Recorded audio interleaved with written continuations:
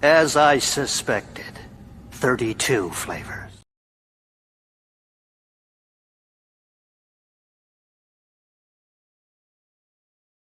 Oh, hey, I boomered it. Looked like I only said 5 words, so that's good. But anyways, all I said was thank you for your patience.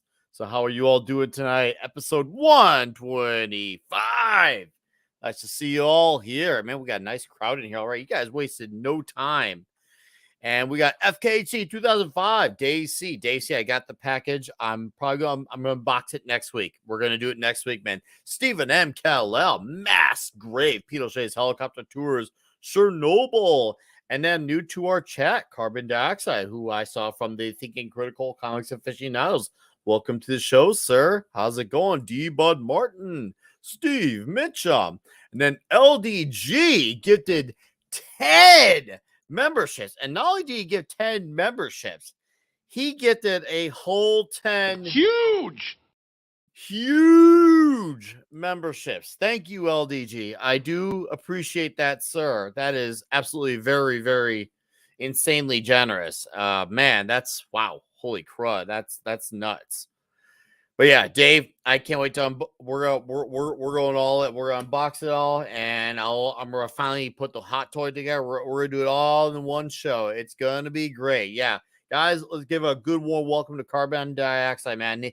He's been a frequent viewer of the videos, and yeah, ever since I saw him on Comics Aficionados, he's been around these parts per se. So it's good to have him here. So give him a nice warm welcome. Let's bring in our fellow dudes here.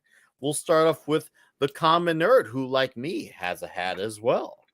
Yes, we're being very festive. Yes, no, I'm excited. Good to see everybody out there in the chat. We had a whole lot of people hanging out here waiting already. That's freaking awesome. So hail out to everybody in the chat. That's freaking cool. And but yeah, no, I'm excited to talk about these comics tonight. I'm trying to get all festive and Christmassy and all that kind of stuff. I got a 24-hour stream starting right after this show ends, and so yeah, that'll be a good time. This would be a great way to kick it all off, is going over some awesome Christmas comics. So yeah, these are some fun stories. I'm excited to talk to everybody about them. So yeah. Well, hey, I'm glad you and the dudes, suggested a lot of these comics, because yours was the Punisher suggestion, which I'm glad. You know what? I was one of the skeptics on it. I can't wait to actually share my thoughts on it, because let's just say I was a little bit more optimistic coming out from the experience of it than you might have thought. So I can't wait to talk about that. What's up, TZ Burton? Hello, sir. Let's bring in our other dudes here. And we all know this guy. Howdy ho! Hey, what's up, brothers? Hey, what's up, man? How you doing, Pablo? Has been a hell of a week. I'm setting up a payment method for a webpage. The system is not fully integrated, so I had to hard code a lot. That means I have had little sleep and a lot of headaches. So, well, I'm here to have some booze, enjoy myself. I got to read 3 of the 4 comics that we are talking today, and the 3 were excellent. So I'm really, really happy about that. And man, hanging out is everything I needed. So I will be enjoying myself today. That's what I like to hear, man. Thanks for being here, dude. Appreciate it. I can't wait to talk some great comics with you as well. Yeah. We got Kendon Bronner. Lord Thoth, Merry Christmas to you, sir. And of course to 5 Pico Seconds as well. What's up, 5 Pico? Huge animals. We're huge animals. I love that. DC, Feliz Navidad, brother. Yeah. Dude. All right, let's bring in our other dudes here. Ironcast will be here as soon as he can, but meanwhile, we got a Fenrir here. Long time no see. What's up, boys? Hey, I ain't dead yet. I'm not dead yet. I was just gone for a couple of days. I'm sorry about that, but I was helping a friend with an eggnog recipe. Next thing I know, I'm waking up in the desert with whiplashes and memories of, I guess, Barbara Streisand laughing at me. I'm very traumatized. Hey, Peyote does that. Peyote does do that. That's true. What's new in your world, dude? It's been a while. It's good to have you back. Honest, it's good to be back. I'm really sorry about this, man. But you know how the holidays are. Mm-hmm. It's just the most busy time of the year. So I saw a mother fight a child yesterday, and it wasn't even her kid. Or just, I think it was a scarf. I don't even know what it was they were fighting for. Wait, was it a knife fight? No, it was just. You ever seen two cats fight in the middle of the street? Yeah, but if they don't have knives, it's not Christmas yet. Yeah, either way. Either way, I only got to read about two of the stories, Lobo, the Christmas special, and Daredevil. So I can't really give you a lot of feedback on everything. We'll let you talk on Lobo then. It'll be great because what we'll do is we'll have 2 to 3 panelists talk per issue is what we're gonna do. That works out just fine. And meanwhile, what's up, Horny Al? I'm back. Don't forget that. And then we got a clobberer. Hey, buddy. Sorry I'm late. Hello, my friends. It's okay, man. What's up? We were a little late ourselves, so we're it's all we're good, always man. late. I wanted to stop and say I don't know how long I can hang, but I didn't get to read all of them, but want to stop and say Merry Christmas to you, my dear friends, and Merry Christmas to our good friends in the chat. I'll try to hang as long as I can. No, hey, I appreciate your time while you're here, Bobby. Which ones did you get a hold of? Because I know you and friend were only caught certain ones. That way we can maybe gauge where we want to start. That way you guys can the Batman one, the Daredevil, I was actually just while we were before I came on here, I was just trying to look at the Punisher one. And I've got the Lobo one pulled up. I was looking at that too. Both of them a little bit. I was trying to skim as much as I possibly can. But while you're looking, I can still hang with you, on all of them. Okay. But yeah, so go for it, man. Hey, I have something really interesting to say. I just found out. Alpha Core go to Bloated a week after release. That's that's a turn up speed for major labels. So normally Marvel gets 2-3 days, DC 2-3 days, having 5 days, not bad. I'm just saying, making waves. That's what's happening. It's making waves. Yeah. And we'll be talking about that next week here on the show. Yeah. So that'll be that's gonna be a good one.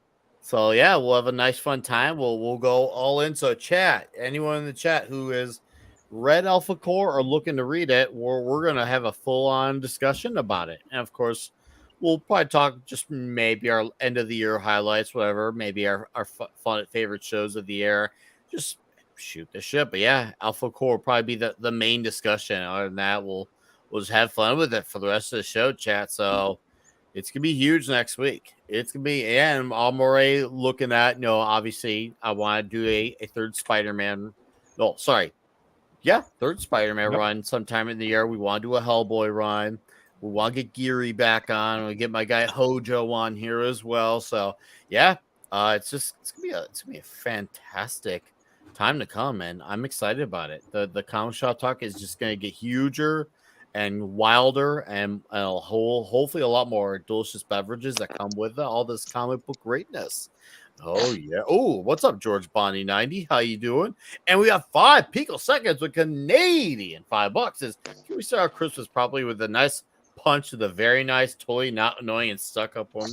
Oh, 5. You could have just asked me in the chat, and for you, I would have just done it out of the kindness and charitable greatness of my heart. But thank you anyways for Canadian $5.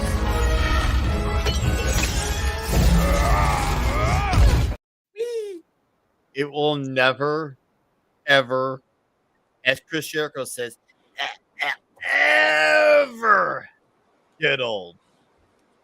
Yep. How many times we go? And yes, D-Bud, we will have you on for that as well. Oh, we will have you on. Thank you, 5 people. Shout out. Oh, man. Okay, so you know what I'm thinking here? Let's start off with the Batman issue.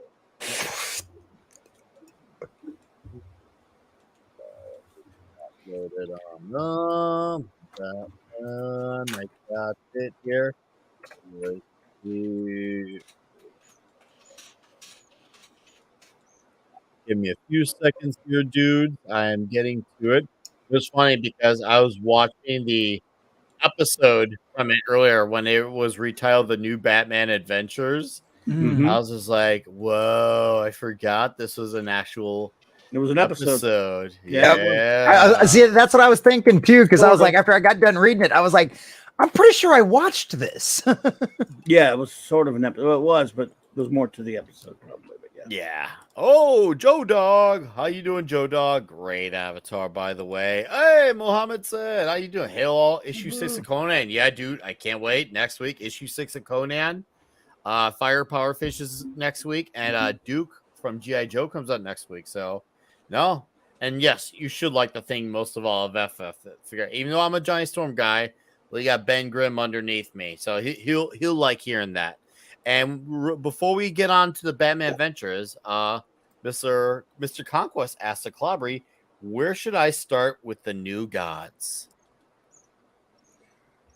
Oh, you should start with well, if you should start. We just we've got one more show to go before we finish our fourth world coverage on J-Man's channel that we do on Friday nights. But so you should start. Go look up the Kirby Fourth World reading order, and I can probably help you with that.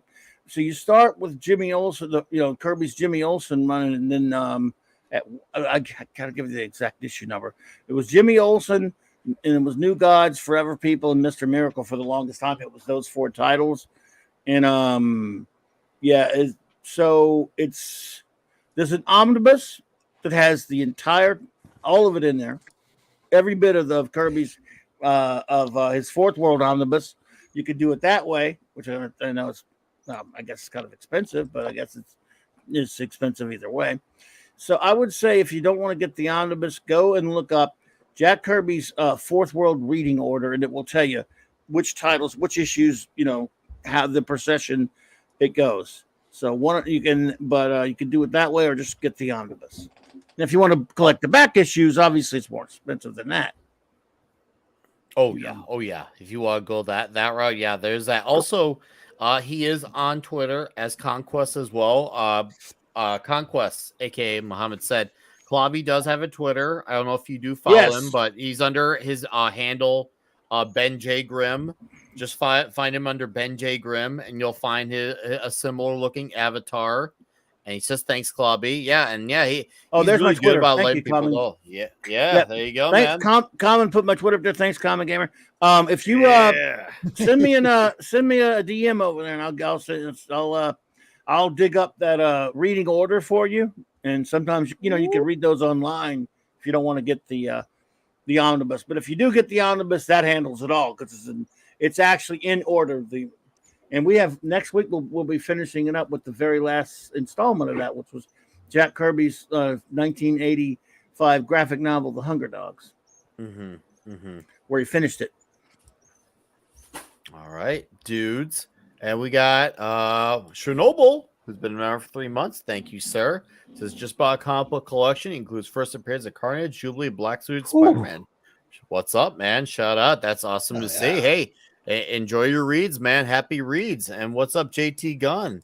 Well, dudes, are we ready to read some Batman comics? Or some Batman the animated series comics on top of that? Or sorry, not read, but talk about it. I'm excited. I'm too excited. I think that's my problem is I'm too excited. But let's be get honest, this one. What's up? That's the one that I didn't get to read because I was getting late for the show. Okay, hey, it's okay. You probably have seen the episode this is based on, so you're probably going to still recognize it by way of, well, the animation style of the Bruce Timm classic. So, yeah, this one goes out to our chat. Thanks for being here. We had a night. Yeah, let me crack it right away. Thank you guys for the hangout. Thanks for the member chats, the gifted memberships, and the super chat right away for the show. And just thanks for being here, guys. Shout out. Merry Christmas, man. Salud. Merry Christmas. Oh, that was Jakes. That was good. All right. Let's get the Harley and the Ivy out. By the way, did you see the leaked footage from the Suicide Squad game? Yes. I did not, but I saw the picture of how bad Poison Ivy looked. It was I will tell you horrendous. this.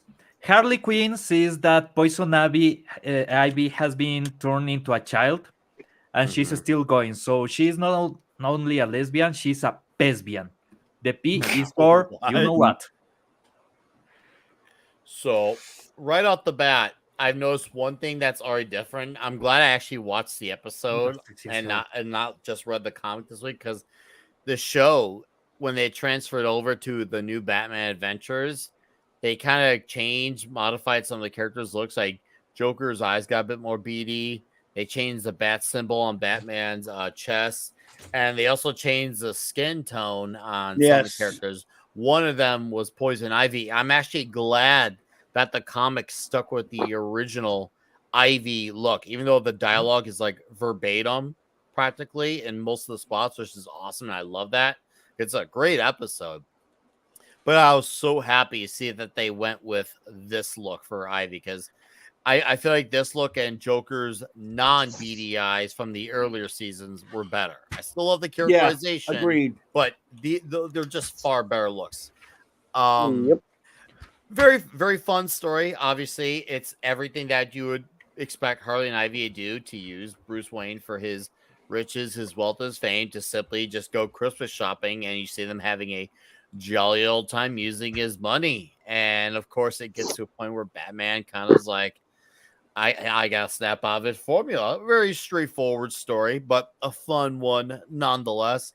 I have a blast when I read anything that's pretty much based off Batman the Animated Series, whether it's lifted from an episode or its own story. So very simple, straightforward, very, very quick story, because it's also like in the episode, it was a snippet from an episode too. So I like seeing that. And yeah, there's not really too much to say here besides them having some character modifications and the fact that a lot of the dialogue and the way things happened are almost verbatim. So yeah, if you like the episode, or if you haven't even somehow seen the episode, just get the Comic Cult Holiday Adventures, Batman Adventures Holiday Special, and you'll get this, a bunch of our stories that are based off of those episodes. Yeah, this gets a recommend in the pile. What about you, Common?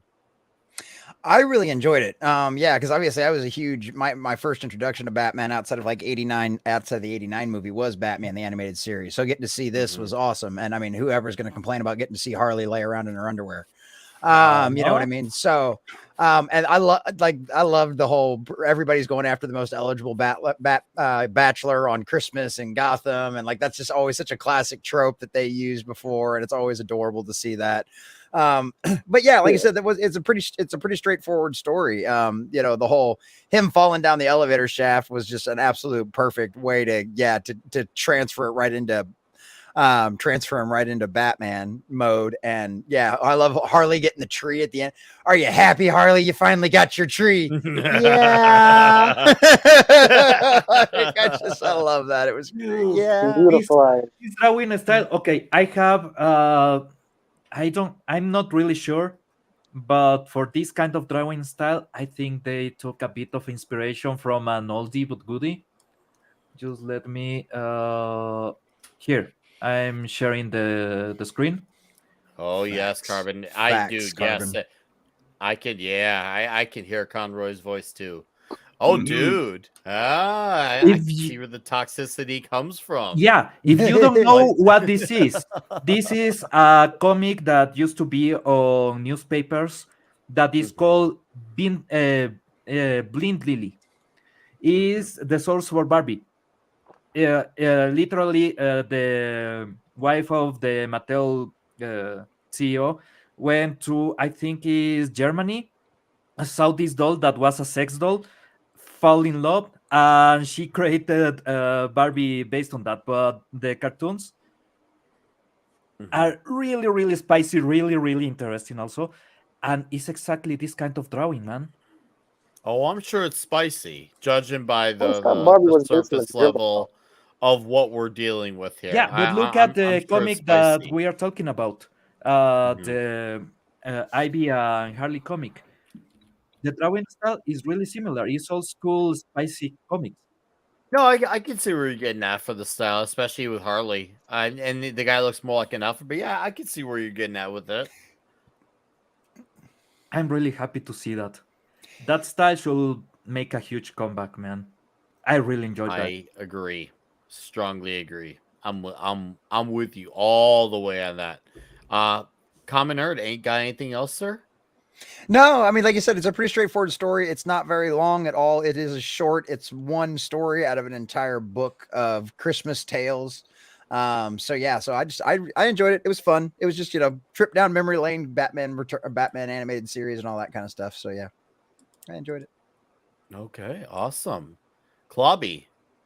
Yeah. I like this one for a while. Didn't we talk about this one last year, or was it a different one? No, we may have talked. It was a different one from this special, maybe. Yeah, we did a different story. Okay, that's making sure. Yeah. So, we could have done an entire episode on this one comic. yeah, they did a lot of good, fun stuff in this special, holiday special. But yeah, I hated. I love a lot of the fourth season. Some of the character designs were nutty. I'm glad they didn't really use that in these like that. Was it the Joker was green with black eyes? They gave him the beady eyes. They gave him the beady almost eyes later skin. on, and yeah, I hated that. And then they kind of changed like the purple tone. Catwoman was green. Too. Yeah, I was like, so weird. It wasn't green. Yeah. That's why I was happy reading this comic and saying, "Oh, hey, they gave him the original looks. That's way freaking cooler." But this was a fun story. It was just very short, very fun story. Mm-hmm. Yeah, I mean, and again, Harley and Ivy and stuff. Yeah, no, I got you. Wow, dude. Yeah, you like that? Giggity, yeah. I'd get into that. I like Ivy. Yeah, who wouldn't? That's the taxi I will get in. Yeah, might not come out alive, but hey, it'd be worth it. You die with a smile on your face. Yeah. True enough. Be worth it. Exactly worth it. Dudes are so toxic. Who, us? No. Don't stick your dick in crazy. Too late. Dude, this is not sticking your dick in crazy. It's sticking your dick in too crazy. Oh, I see what you did there. Yeah. Okay. Yeah. No. It's once again. I noticed too. I like the animation of this better because in the show they kind of muted this look right here where they show off the hats. The look is that they mute the colors on it in the show, whereas this I like that they did this with the comic where they actually gave it colors. I am a ginger. I am crazy. Well, you know what? At least crazy acknowledges crazy. I do gotta acknowledge that. I'd say there's a respect to that. If you can acknowledge, oh look, I didn't even notice that Batman has his original bat emblem versus where they gave him the more straight black. Of course, yeah, they kept it that way in the comic for a while. Did they? And the Adventures, I think, in the Adventures comic for a while. Okay. Obviously. Cool. Yeah, no. Well, here's your Chris. Yeah, great ending. Here's your fucking Christmas tree. there's a good way into making Batman smile, and this is one of those ones that you could say comic episode, however you want to call it, where it freaking works. It's that end of the book type of smile, like, okay, hey, look at these. Yeah, I will be smiling too, man. Just think about it. He just laid the wood on the two of them at the same time. I knew you were going there. Almost made Nick spit out his drink. I did not need to almost spit out my drink. What were you thinking when you're trying to get me to spit out my damn drink? The second he started talking, I was like, "Yep, Pablo's going there. Pablo's going there." We'll do this rare one. We'll have a fourth entry for it. Fenrir, what were your thoughts on this comic? Okay, the comments on wooden sex were already taken, so God, where do I go with this? Pablo kind of screwed me over here because I already had the freaking joke on the wood. Something protection. Crap. Okay, I'm just gonna go straight for the art style. I enjoyed the art style reminiscence of the episode because I kind of saw it, and God damn it, I only had sex jokes. And they were taken from you. Well, I must say, I'm sorry. I'm sorry it didn't work out. Yeah, it was starting to be a very bad Christmas. Well, not as bad as theirs. They have their backs blown off. Oh, damn. Well, you know, hey, it's okay. Maybe for the next one, we'll let you lead off with it. You read the Punisher one, Fenrir? I only the first 4 to 5 pages. Oh, so you're gonna miss out on another. Okay. Well, we're gonna let our suggestion. I'm starting with Lobo. Take it away. Well, should we do Lobo or should we do Punisher first? What do we say? I don't care really. You know what? Let's do Lobo. Let's do Lobo. Yeah. And hello to Mrs. Common Nerd. Thanks for being here. Now if we do Lobo, it's gonna sound like I'm the little baby bitch demanding we do Lobo. I can see Common's right there in his eyes. Dude. What are you talking about? Lobo's literally on my logo. Yeah.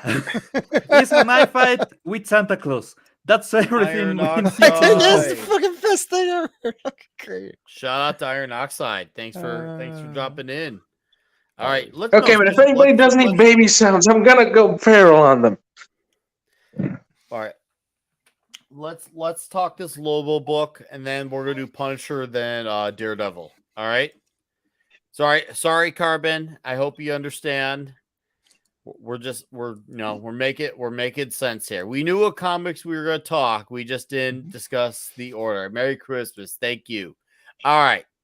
I got the issue pulled up. You know what? Common Nerd suggested, fuck it. We're doing Punisher. I already have it uploaded. All right. Carbon dioxide wins. Carbon dioxide wins. All right. Well, you know what? Guess what? Common, you get to lead off with this issue because you pitched this issue, and I was like, I'm not a Punisher guy. I'm fine with him. I don't mind him, but I'm not like I'm a Daredevil guy. But I enjoyed this issue. No, go ahead and take it away. Yeah, I thought this was really good. I enjoyed this. Seeing Punisher do a Christmas story is kind of a wild thing. And the situation that they put him in this one, it just works out perfectly because you literally have a murder mystery in a box kind of situation, you know, and they do such a good job of it. And I just love the fact that he's like, look, you're annoying me.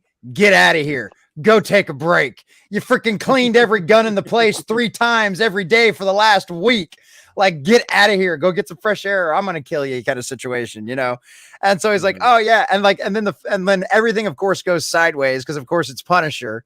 Right. So he ends up having to do a murder mystery box and borderline detective. And you've got the classic, and it's so funny because it's such a classic tale too of the escaped convict or the escaped psychopath from the nut house. Like, it's such a fun, cliche kind of stuff because it's not something you really think about anymore because you don't get but that was a legit thing that used to happen back in the day, you know, and you'd see those radio announcements and all of that kind of stuff. And seeing him get to have that family bond again with that mother and son for just a little while was so freaking cool. And yeah, you sleigh ride. You can't come up with a better name for the day. That's a great name. And I mean, it's Chuck Dixon.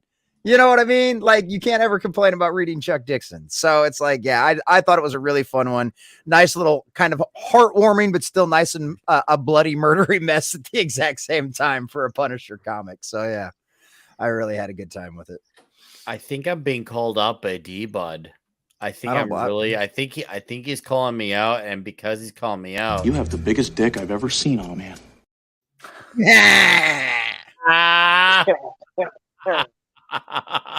Because he wrote Adolfo's the Punisher. How can you not be a Punisher?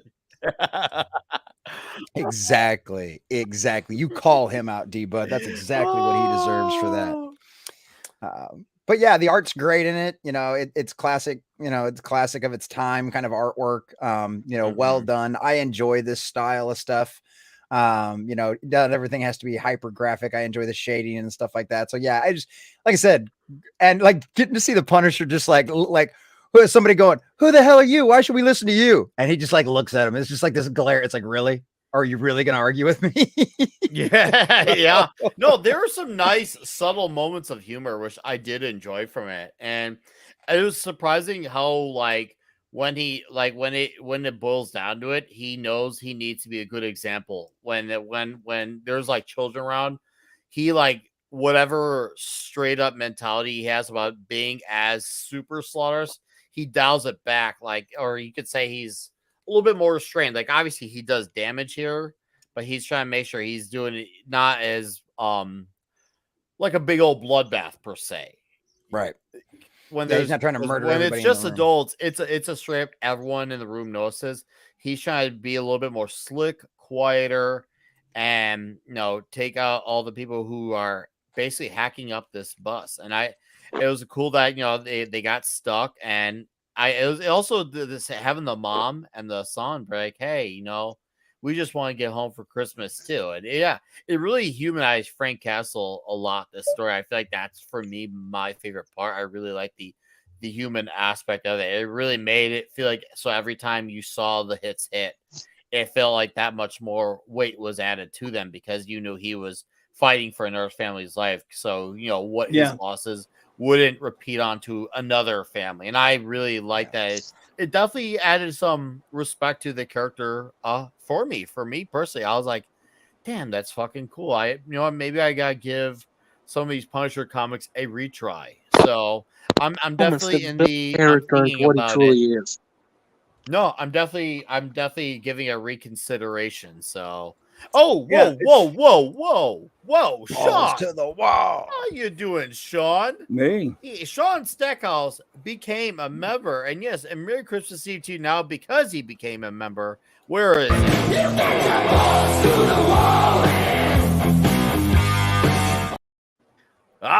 Thank you for becoming a Balls to the Wall member, Sean Stackhouse. How you doing, sir? Been a while, man. Nice to see you. Thanks for dropping in. Thank you for becoming a member. Man, you guys are very generous tonight. Thank you. But Claudia, what were your thoughts on this comic? I liked it. I thought it was again, I'm right there with you. I'm just not a Punisher guy. Never have been. So I haven't read a lot of his comics. That's naturally. When I first encountered the Punisher, he was still using mercy bullets. That's how old I am. He was sneaking around with Spider-Man and Daredevil later and stuff like that. And he was Marvel wasn't allowed to show him blowing people away or anything like that, at that time. But this is a really good story. It's just the humanity of it, the Christmas spirit of it really works. Chuck Dixon did a fine job. And again, it's I would read more of this series now, probably, for this. So yeah, good story by Chuck. Yeah, I liked it. Nice. There you go. So, Pablo, did you get a shot at Punisher War Journal? What are your thoughts, my friend? And go all in. We love when Pablo goes all the way in. Giggity. Okay. You don't know. I always thought that War Journal was the weaker title for the Punisher because a lot of what goes into the War Journal is not the A game, but this one was actually really good. I got really surprised by who was the killer. I was not expecting that.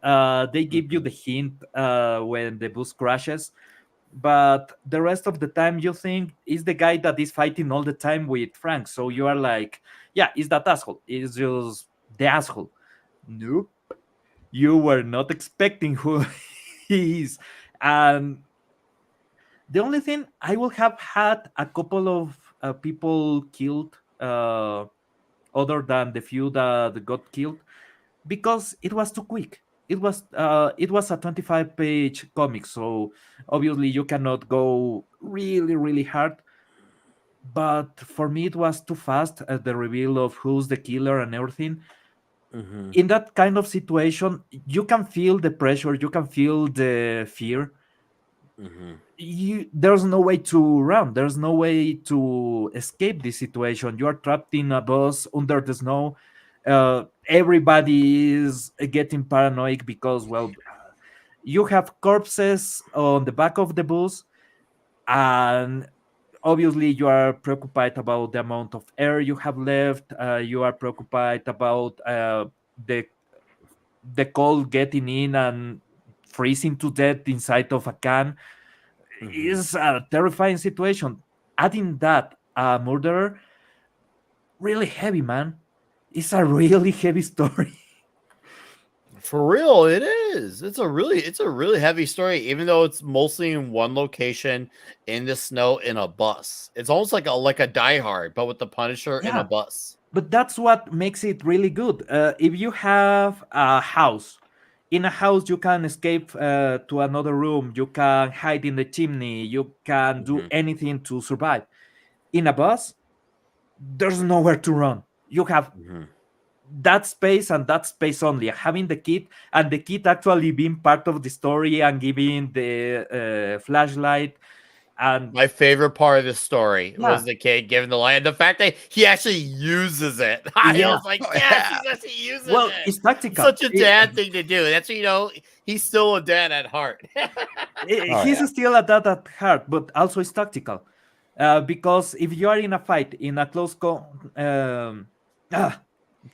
if you are a close quarter situation, a flashlight is really useful because the other guy is trying to stab you.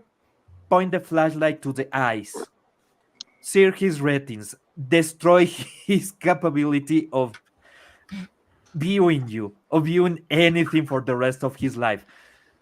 Is a really good weapon in that situation. You are on pitch black, turn off the flashlight, get ready, turn on the flashlight right in the eyes. That's all you need to do to incapacitate the bastard. So if you are Frank Castle, you are thinking about that. You are getting ready to use even the flashlight as a weapon to just hit him until he's dead. It's a really good weapon. The fact that that is the child that gives it to him, and that he's making the kid feel good about that. That is just a little extra. Seeing his personality come out a little bit. But he has a soft spot for the kids.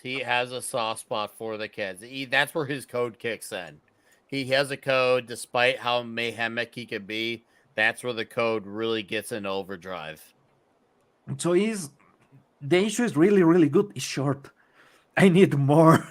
Oh, I know, right? I think that's what made it work. Is it was a one-off story, and it straight up was the ultimate tease in that sense. It left you wanting more. So it's like, damn, dude.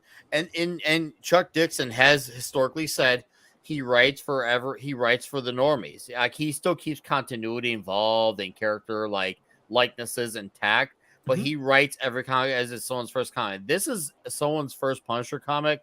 This is a damn good issue because you get to realize how brutal he is, how human he can be, and why people like him. You get all the above, and it's a one and done issue. So if you liked it, you're happy, you're satisfied, money well spent. And if you want more, well, you have a starting point. You can go forward. The issue is that the thing that works here is the thing that normally don't work for me for the Punisher. For me, the Punisher is more like a Predator. Is this thing that will keep killing and destroying everybody without mercy. And War Journal normally tends to go softer and humanize him. In this issue worked. I don't know if it will work for every single issue. I have read a couple of War Journals that I think are really boring. Even during Civil War, they tried to do a couple of War Journals that for me didn't gel. Even though Punisher is really good in Civil War, I love the moment when he faces with Captain America, and Captain America is like, "You bitch, you ain't getting into the team," and he's like, "But you need people to fight." "Yeah, but we need heroes. You're a murderer." So I love that moment, but the War Journals were just a bit boring to me. This one, the pacing is slow, that's something that normally kills a comic. The sensation is out of the usual for the character, is too human. It works. It absolutely works because of the situation, because you have a kid, because you have a woman. Having a woman and a child reminds him of his family. So that triggers that human side. You have a justification for having him as a human. And in the end, he ends up killing the bastard. So you get what you wanted from the Punisher, but also you get that side. So it's an interesting take. It's a refreshing take, I will say. I enjoy it a lot. And for a Christmas comic, that's an interesting take on Christmas. Dude, that moment was great. Yeah. He's dead. Somebody stabbed him to death. Yeah, he sees the stabbing only. and he goes to touch the jugular to see if the guy still has a pulse. Guy has been stabbed and you are in a frozen can. It doesn't matter. Guy's dead anyway. Nah. Well, and I love their explanation for that because I don't. Is that even a real disease? I don't know. I didn't even bother looking it up. Catalepsy, yes, it's an actual disease. Okay.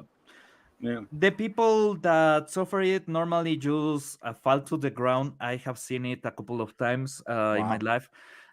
They just fall to the ground, and you think, well, they are dead.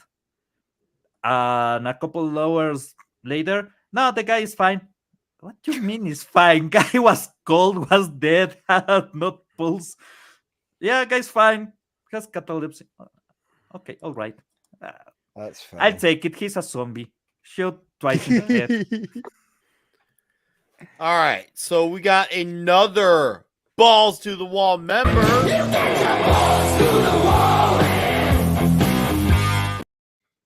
And that would be from Carbon Dioxide for becoming a channel member as well. Thank you, and shout out to Carbon Dioxide, you and Sean, and all the Get the memberships we got. Man, you guys are, and of course Chernobyl's member chat. Thank you guys. That is, guys are very generous. I do thank you for that. Seriously, that is.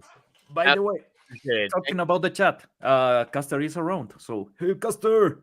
Yeah, what's up, Caster? I know he's got stuff he's waiting on, so out of his control. But I did say member. I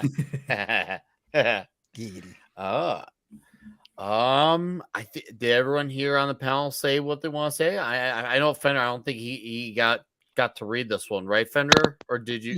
I don't really got anything to say about this one. Everyone said it best, so let's just skip it. Okay. No, hey, it's all good, man. Let's get to the Lobo. Okay, let's get to the Lobo.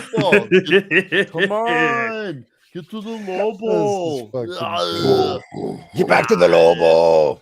I'm doing it. Come on, dude. I love this dog. I love this freaking dog. Right. Was the dog the one that was singing? Yep, he was. Yeah. The dog was the one singing. Yeah. All right, we're going places. Now let's transition. All right, guys, are you ready to talk the Lobo paramilitary Christmas special? Are we ready to go jingle jangle on this one? I'm ready to go jingle jangle on this one. Okay, so you know what? I'm gonna let Fenrir go because he's not really had a chance to say much this entire show, and I kind of feel bad. And you know what? We also know he read this, so Fenrir, unleash your genuine thoughts on this comic book. About time. All right, then. Where do I start with this? I had to read this book 6 times. Not because it wasn't good. It was great, but I read it because. Can you remember those times when you were a young kid, like in elementary school, and you had a comic book in your hands for the first time, and you didn't actually read the words? You mostly just kept to the bold happening in the pages over and over again, not because you didn't want to read, but because, God damn it, you were just so greatly distracted by the stuff in it. Yeah. And that you can just make all the dialogue, even though you're not reading anything. Yeah, I know where you're going. Yeah, that's basically me through all of this. I barely needed to read. This is how good this was. The action was really, really good, man. The drawing was It really. was. It was when Lobo is the embodiment of unnecessary and gratuitous, and that's just great. You That's just so mean the great elves about it. decapitated on the ground? Absolutely, absolutely. Just watching them being pulverized one by one with bullet holes all over the damn place. Well, the story is kind of it starts with these abominations. I can only imagine are alien beings because no human being can be this freaking ugly. Mm-hmm. Ugly. And apparently the other guy lost his job because he needed to go use the bathroom to take a dump. Honestly, we've all been there, but man, Hey, guy, got a shit, man. yeah. So Chai. they think somebody's going out here to get the good old money, but apparently they find a book that was actually left by someone, and we all know who it is. Come on, and it'll be more funny at the end. So it's a book about Christmas stories, and they read it because they want to get a job. Let's go forward, Nikki. All right. To the good old.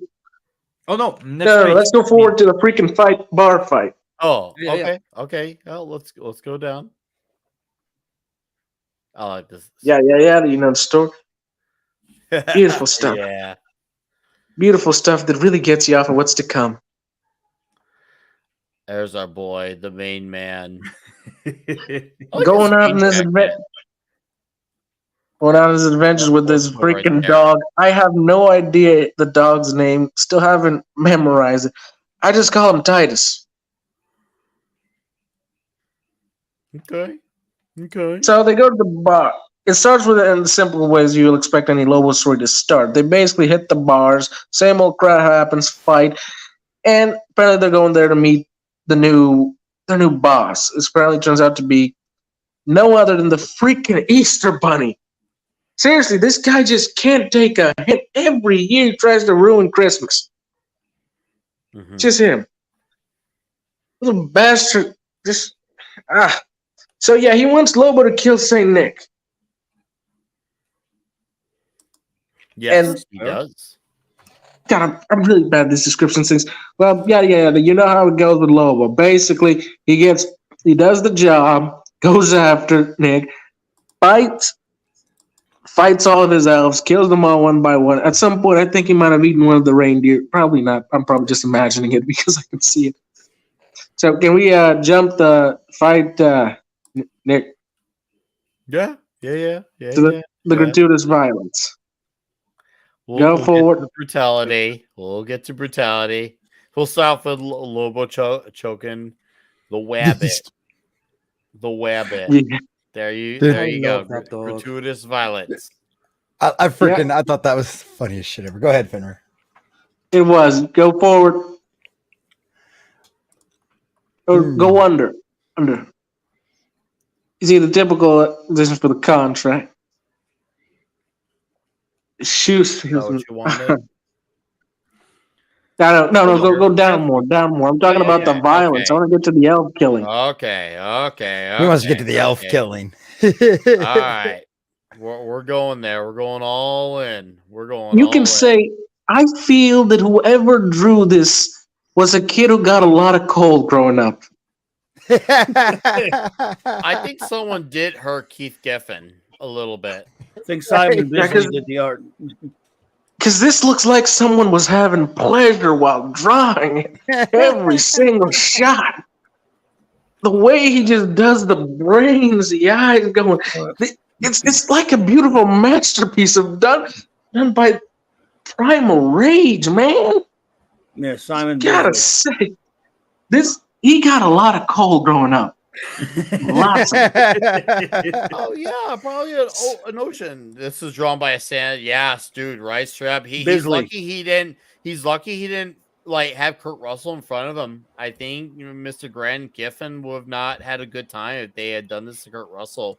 Kurt Russell probably would have actually retaliated, and it would have not been good. Lobo would have yes, absolutely against Kurt Russell. Right. Yeah, freaking. He's just having the time of his life, unloading bullets on every single one of those little bastards, and just loving weapons and everything. And once it's all done, all right, go down a bit, Nick. Once it's all done, Look at the dog too. Like, man, the dog is he's a hungry bastard too, man. yeah, look at this. This was actually my favorite part. The little bastard singing while devouring him. Yes. Freaking sick. You're right, Volker. Yeah, so was definitely, no kidding, man. I was definitely let down. Yeah, I mean, just looking down there, he rips off his arm, then starts eating his head, and just goes, And then so be bad for badness' sake. Then takes a big old dump on the corpse. This is the kind of dog I want guarding my house. the play on words of the song, I'll give him credit. That was a funny nod. It was definitely a funny nod. And once he's over, just look at how he puts the corpses of all. Seriously, just it's like it was done with great satisfaction. You cannot tell me he did not hate who did this, does not have a grudge against Santa. Look at how it's done. There's something there, man. Yeah, I just, know. just so beautiful. Now to Saint Nick himself. No. Yeah. Now go down to Saint Nick himself, who you'd expect him to be making gingerbread cookies, but no, he's just sitting there with a cigar in his hand with his gorilla pet. He's the not so jolly fat man. Oh, yes. I do like the way he drew Santa in this. I actually do like the way he drew Santa. Well, he did make Santa look pretty awesome in this. Simon Bisley and Giffen did some of the basic breakdowns of it and layouts, but Simon Bisley, of course, had a crazy style, Yeah, and I enjoy that he's basically the only character who doesn't swear in a way. It's like you gave Bill Sienkiewicz meth. Mm-hmm. Yeah, kind of. Yeah, that's how all the great story starts. Coke on tits. I mean, like Sienkiewicz is already a crazy artist to begin with, but then it's like they went and just dialed his style up. Mm-hmm. Oh yes, they did. Now there's a point. Imitator, yeah. Yeah, but after this encounter, they decide to go into the best way to finish any problem among men. Good old knife fighting. And Nick, can you go down this? You decide to do the best way men have to decide those problems. Good old knife fighting in the best way possible. These I don't know the names of these blades, but man, it was so good. And while this fight was going, I literally, I crossed my heart, jumped up this couch and started screaming, "Oh yeah!" That style, Macho Man style. Freaking fun, right? Let me tell you something, fat man. The main man's got a job here, and he's gonna see about taking care of it. Yeah, it's so good. The best there is. Yeah, that's the only way I've been reading the whole damn thing. It's just Macho Man all the time. This was really a very fun book to read, and clearly someone's therapy against years of not getting what they wanted against Santa. Yeah, because that's literally like what Lobo says.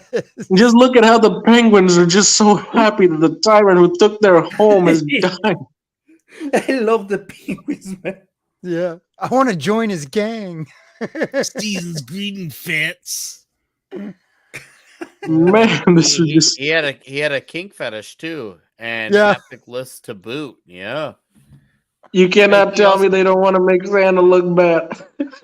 Yeah, anything else you want to add to this, Fenrir, before we transition on over to the next dude? Yeah, the end. Go to the end. I think it's the most hilarious part of it all. All right. We're going to acknowledge Fenrir talking in the end, and we're going to acknowledge some comments, and then we'll pass on to Caster next. Yeah, as soon as the story ends and Lobo does all his good old work, the couple finally reaches the end of the book where it says that this isn't for free and someone's going to have to die. And we all know who's going to come to deliver. Merry Xmas. Merry Xmas, compadres. Ho, ho, fraggin' ho. You just can't. You just cannot love Hobo. Okay, someone do Macho Man's voice because I'm not 100% good at doing it. And read this last part. Merry Xmas, compadres. Oh, friggin' oh. Yeah, fantastic. There you go. Not the best, but it gets the job done. Damn right it does. All right, so I want a shot. My buddy Dustin Keel Simple, how you doing? Captain, have fun. What's up? RJ Godzilla 81. Hello. And we got Vulcan Liz. How you doing, man? It's Mary Nicholas. That's too funny. Hey, dude, you never have to apologize, man. That's nice that you did that, but you never required nor expected. You take care of the family stuff first, always. And of course, that generous son of a bitch with a 5 gifted memberships. Again, Vulcan, you generous man with huge memberships. Thank you, Vulcan Liz, for gifting 5 more. You do. Thank you, man. Merry Christmas, man. And Diesel, what's up, Diesel? For $5 says, Merry Christmas, you filthy animals. Globby, Nick, Fenrir, Pablo, my brother Jesse. Of all of you dudes, have a fantastic Christmas. And I hope you have an even better one, sir. Thank you, Diesel, for the Merry $5. Christmas, Diesel. And A Carbon lot of had love, man. comment Okay. here that I wanted to highlight. I seen Bisley this year at Motor City Comic Con. Dude never looked up from his sketchbook, even when I bought a Lobo. Wow. Yikes. Wow. Must think it was Lobo. Wow. Well, hopefully the print was at least worth it, because otherwise, that would be kind of like, bro. That's hey, a bummer. Yeah. I just gave you business, man. What the What hell? an ass. Yeah. Yeah. Sorry that happened, man. But like I said, I hope the print was at least worth it, just for any consolation. But I wonder if he's an ass or if he's just like an autistic fucking artist. You can be both. Remember, I play Magic the Gathering. I have met several autistic assholes. So, Ironcaster, would you like to talk about this Lobo comic?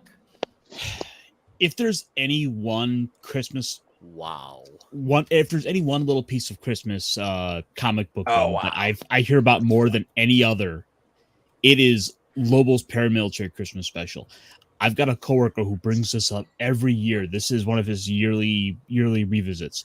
Of course, he's mostly talking about the film adaptation, the little fan film adaptation of it. Oh, there's one? Yes, there is one. And in fact, the guy who plays Lobo played Zangief in the Street Fighter movie. Oh, I love him. So that, and I think it's even up on YouTube, so it's readily available. Mm-hmm. So, if you want to see more, Lobo goodness, then that's definitely a place to go.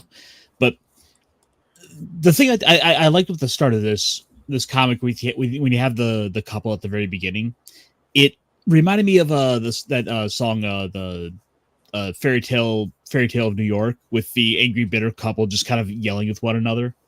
Mm-hmm. Like that just dialed up further. It's like it wouldn't be the holidays without having it's the kind of story that starts off with there's some bad news with the family, someone lost their job just before the holidays. And surely the comic's gonna come through and solve all the problems and make the Christmas all that better, right? Oh, wait, what's this? We're in a Lobo comic. Oh no. And then we get into the story of the time Lobo got a job to the time Lobo took a job to do a hit on Santa. Mm-hmm. It is just a dumb fun comic, and that where you're not going to take it seriously. It's a Lobo comic. I mean, didn't they at one point sell a book called Lobo's Big Book of Wisdom, and it's just it's a blank book? That'd be fucking great if they did. That actually, I believe that. Now, it's definitely something you got. Yeah, everyone gets murdered. Yeah, Lobo was basically Deadpool in it. before Deadpool was, Yeah. as far as Yeah. the killing. Well, I mean, killing he's season begun. he's just a dialed up Wolverine. Oh, God, yeah. I actually, dare I say, I know Lord thought this out there in the chat. Sorry, Lord thought, but I think I kind of prefer the main man to Wolverine. I kind of do, just kind of, not by a lot, but kind of. That. There's your hot take for the night. I can respect you for that. I can respect you. Actually, I was actually wanting to ask you, Nick. Since I know you're big on like Daredevil and that, like Lobo's in a way, oddly enough, feels like a character. It's kind of in that similar sort of like kind of B-side groove of characters. Is he someone any of you guys have ever really delved into? Me personally, I have read, I'd say probably around like 10 Lobo comics in my life. I like them. I'm entertained by them. I think they're fun. They're fine. They're funny. It's not something I've ever like, okay, I need to dive into as many issues as possible, but I've had fun with it. It's a good time. It's definitely something I definitely give another go and be like, hey, let's revisit this. Anyone else? Out of curiosity? Oh, I'd love this. Go ahead. No, good. Well, no, I was curious if any of you guys who had much else familiarity with Lobo, because outside of the odd appearance in like the DC animated stuff, I haven't really delved into a ton of Lobo. I mean, aside from that time he teamed up with Aquaman to save dolphins. Yeah. He's never been my bag. I've never been into him at all. You don't have too much of a care for him one way or the other personally, but I know he's very popular. Yeah. Oh yeah, he I mean, has his fans. This makes me want to read more Lobo comics. Oh, definitely. So, because as like the comic normie around here who hasn't read a lot of this stuff, I do like. I think the jokes in this were funny enough to warrant me reading at least a few more issues of this to see all of this. And I love the dog. Oh, in that case, you definitely need to start with the new 52 Lobo. No. I'm not that much of a comic normie, Ironcaster, you That was dickhead. a low blow. Man. Cast A low blow with Lobo. See if I guest star on your show anymore, You douchebag. just Owen Wilson wowed me with that low blow. Wow. You're a bastard, Ironcaster. I hope you get coal in your stocking. I hope Lobo visits you for Christmas. And this Lobo, by the way. Little yeah, bastard. dude, right? Vulcan shots fire. Yeah, right. Oh, wow. That It's just sick. That I may need to crop that part out and make it to a video. That was, yeah, you're right. I did know. So you felt No shit, right? wow. Here all this time I thought we were friends. What a dirtbag, man. I'll tell you what. Look. Well, just take a Sometimes you just dump gotta in his go front and, lawn. sometimes you gotta go and trick people a little bit. Come on, it's all in fun. Oh, The worst wow. part is that I actually wanted to believe that the new 52 will be something like a new leaf for DC. And it started kind of good. They started with a couple Drivel. of good issues, and then it goes to hell. It's what ended me from DC forever. Yeah, man. Hater, filth. They were getting close to ending a DC for me anyway with all their stupid crossovers and events were pissing me off. But man, that just that right there, boom, over. Oh man, oh I love it. But no. Like I said, it's a fun book just to kind of go revisit. You don't take it seriously because like it ends with like Lobo bombing households for Christmas, and then the implied like darker. Lobo should be a ending. contractor for the U.S. Army. He probably has been at one point. Caster straight up atom bombed this entire stream with that comment. He straight up atom like that was man. Not like the next several comments have been all about that. This is how the stream's gonna be remembered. All right, Nick. Dude. I'm dumping. Yeah. I'm gonna break all your Common Rider toys. Oh, I am the real mean. All right. You got anything else, Caster? Once more. All I can say is, how can you guys top my thoughts on this comic? My boy, presentation for you guys. Oh, come on. Presentation was straight up second to none. I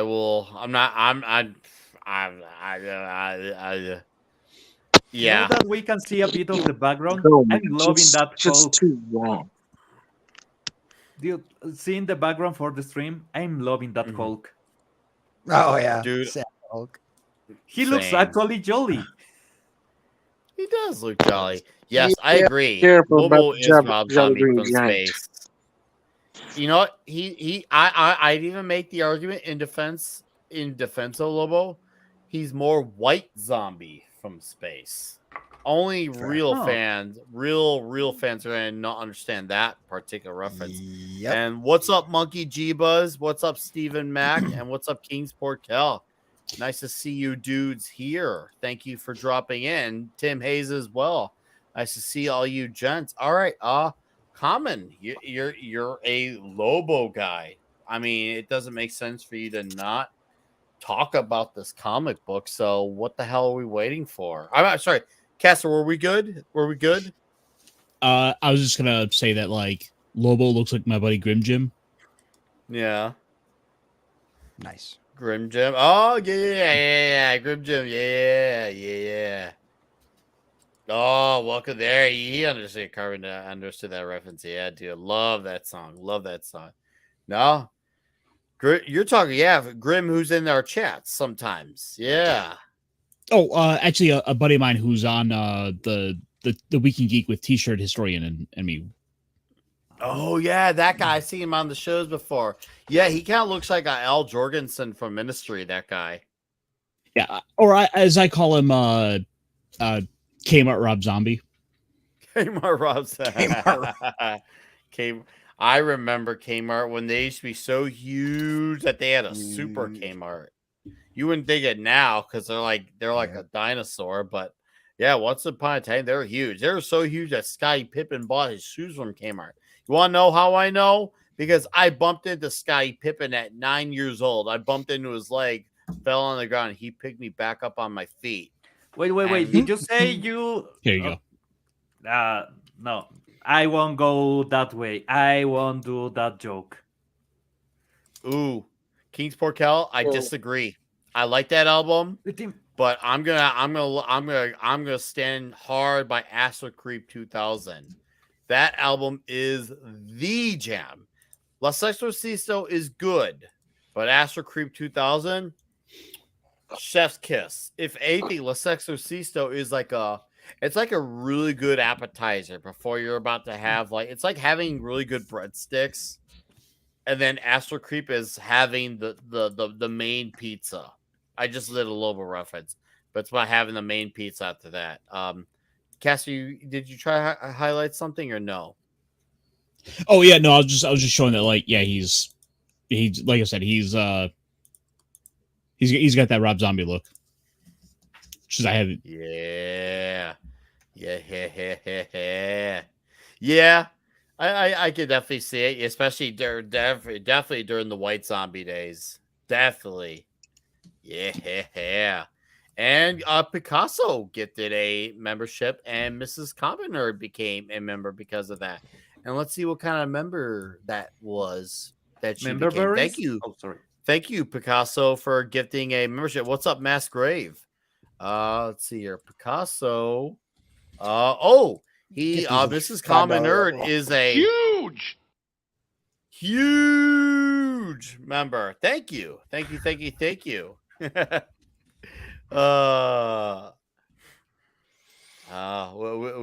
got some conflicting views. Well, hey, if you feel that way, man, that's fine. I'm all Astro Creep all day long, but hey, I'm glad you prefer that one. We do have huge members. This is a 32 Flavors of Nick Weiser show. We should have huge members, everywhere you turn. That sounded really gay, but whatever. It's not Toxic Tuesday, I swear. It's not Toxic Tuesday No. with those comments. Common. Go ahead. Oh, yeah. Let's talk Lobo. All right. Oh, yeah. And at that, Oh, yeah. Fenrir, you can pull out. We love you, Picasso. No, I'm gonna Thanks stick for out dropping at in. least for the Daredevil to stop. I just need to make it at least that one. Doesn't feel right to jump out without doing Daredevil. Okay. All right. Go ahead, just- common nerd. Grab it on the let's- throbbing let's- string. Let's let the common nerd shoot. What's up, Doc Fortune? Go ahead, common.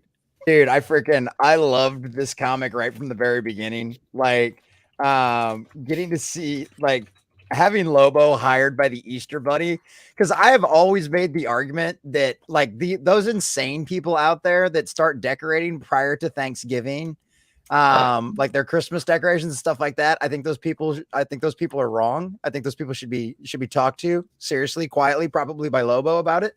But like, so it's like, I'm always like, let every holiday, let them have their holiday. So I love the whole concept of like the Easter Bunny hiring Lobo to take out Santa because Santa's encroaching on everybody else's holidays. I'm like, yes, this is exactly what like, I loved it.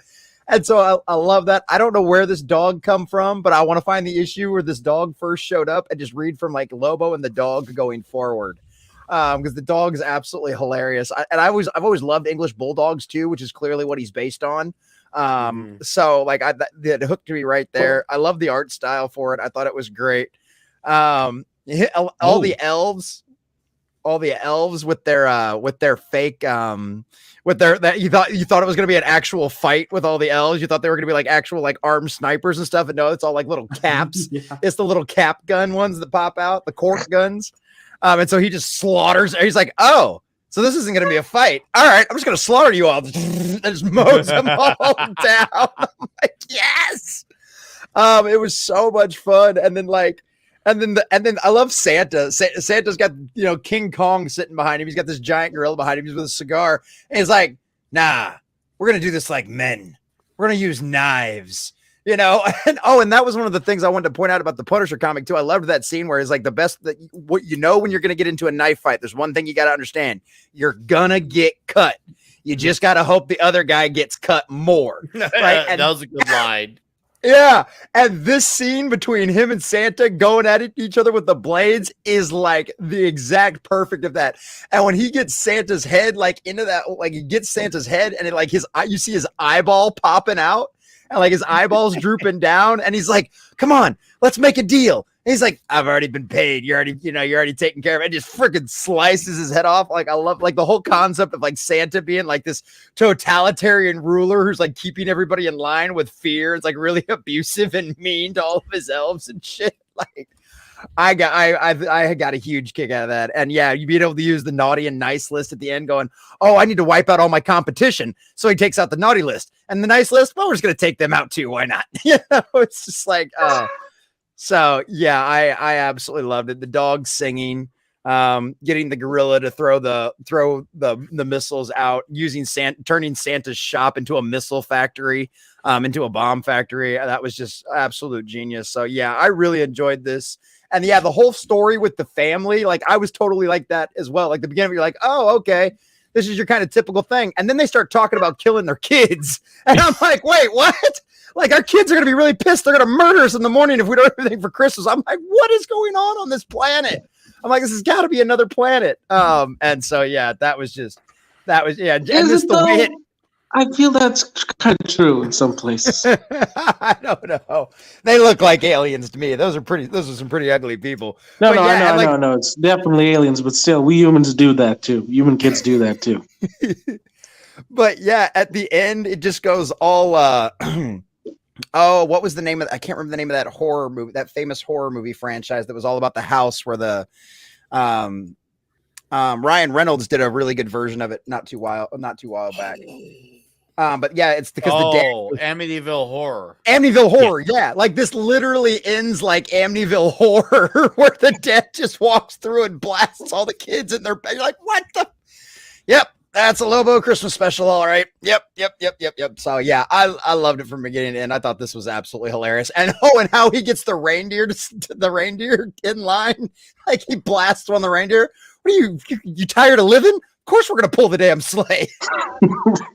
Damn right, no prancer, trancer, or pantser crap. Exactly. Lobo's having venison for Christmas Eve dinner, baby. So, you want to add some stuff? Go ahead, Ed. So, since you were asking about the you made a comment about the dog, I went and looked it up a little bit. His name is Dog, DAWG. Of course. And as it turns out, this is what is credited as his first appearance. Oh, no shit. Okay, cool. Well, that does make kind of sense because Lobo even mentions that in the book. He's like, this dog just started following me. Nice subtle nod to it. So there you go.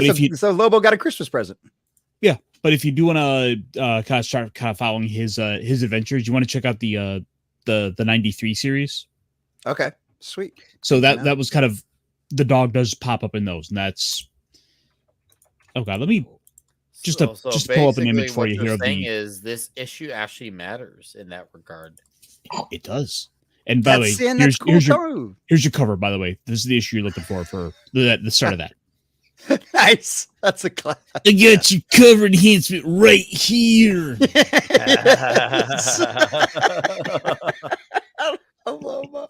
First fragging issue too. I went absolutely in character for his type. And I love it.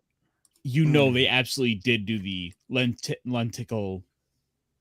I can't word today. The special cover just for that too. Oh yeah. Yeah, for the first fragging issue, do something like that. Yeah, that's perfect. That is hilarious. Oh my god. Yeah, so this makes me want to go read. Oh, sorry, comment. Go ahead. No, this just makes me want to go read more Lobo comics. Like I thought this was hilarious. All right, awesome. So we got another new member. Holy shit, you guys are generous tonight with this. And Picasso became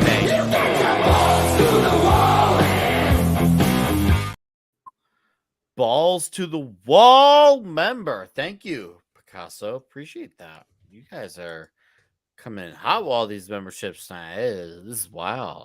I'm thankful. Hell yeah. Thank you, It's Picasso. a Christmas miracle. It really is. Wait a second. Nick is getting a lot of members for Christmas. He gotta be happy. All those members. Of course I am. Of course. Guys, go ahead and chat really quick. I'm gonna go refill my glass. There you go. And then we'll transition to Daredevil. Hey, giggity.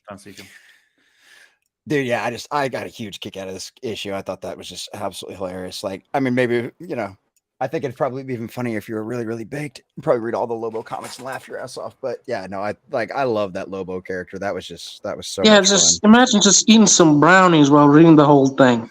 Yeah. Fenrir, for best effect, you need to eat the brownies, then wait an hour. Oh, well, yeah. I'm serious. Thank you, Sensei. Dude, once I had a friend that was like, dude, I have eaten 4 of these beaches and I'm still not feeling anything. And I'm like, how much did you wait? 10 minutes? Oh, buddy, you are going to enjoy this night. You're about to have a good 24 hours, buddy, because you could be feeling it for the next 24 hours. Oh, that is great. Good to see you, Abigor. Yeah, there's a couple of female friends that I have had that are actually really fun. There's always that trope of this girl is like one of the boys. I actually have had a couple of friends like that, and one of them was really into going to watch superhero movies while on brownies. So we will leave the office. If it's the modern ones, I'm pretty sure that's the only way you can get out of it without killing yourself. No, man. I went to watch Doctor Strange 1 with her. I will say those brownies were really special. Plus the movie was on 3D.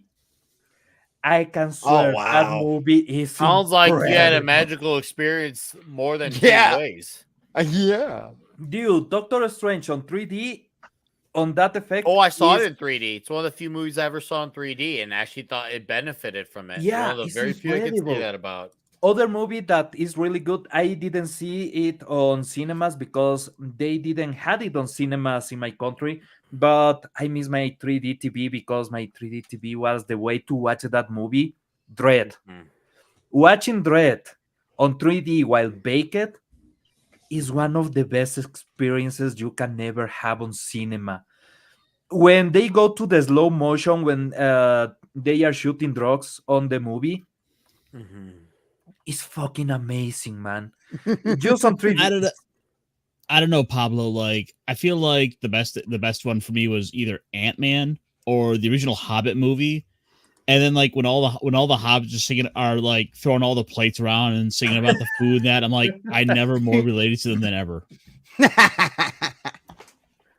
Seriously, Pablo, every time I hear you talk about being high, I just really want to buy you a passport, get you to my country, and party with you, man.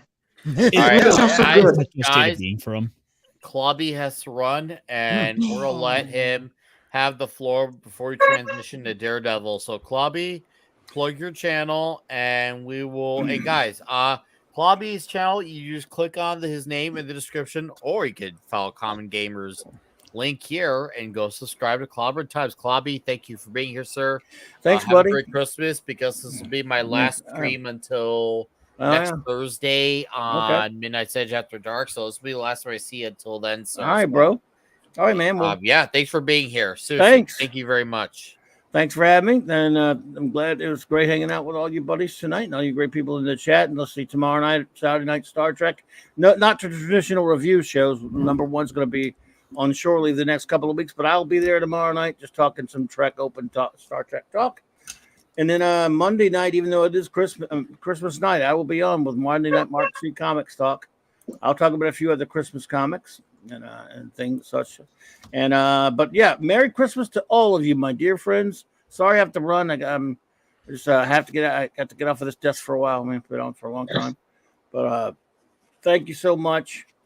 Hope just you guys are the best. Miss you. I'm gonna see you guys next time, man. Yes, sir. I will tell you, thanks to you, I'm watching Next Generation again. I'm surprised of how many of the scripts they took from the original series. Quite a few. Yeah, I'm enjoying that. I'm really enjoying seeing all scripts. Oh, I thought you were blaming me for something for a minute. No. I'm kidding. TNG is okay. I'm an original series guy. You know that. So yeah. I was kidding. Yeah. Thank you, buddy. Well, yeah. So you're enjoying it. That's good then. Yeah. Thanks, man. Excellent. Yes, sir. Merry Christmas to you and yours, Pablo, Fenrir, buddy. Peace, always brother. good to hang with you, man. Peace, brother, to you. The Ironcaster, brother. Again. You take care of yourself. These nights, Klobby. Sir? We gotta figure out something one of these nights to something to sit down and talk about. Yeah, you name it, and I'll be there, or you can be at mine. Either one of those. And Common Nerd Buddy, thank you, and Merry Christmas to you and yours, my friend. Merry Christmas, Klobby. Nicholas, good to see you, brother. Klobby, love you, man. My friend. Take care. I hope Love you and yours have a wonderful Christmas. And that goes for all you fantastic friends in the chat. You guys are amazing. Sorry to cut out on you so early, but it's been a lot of fun. I ended up reading all the comics, except I didn't get to read I think I'd read the Lobo one once before, but thank you. And hey, I'll recommend some other Christmas comics next time. I know I didn't get a chance to recommend any, but I did. I covered a couple. So, all right, buddies, you take care. All right.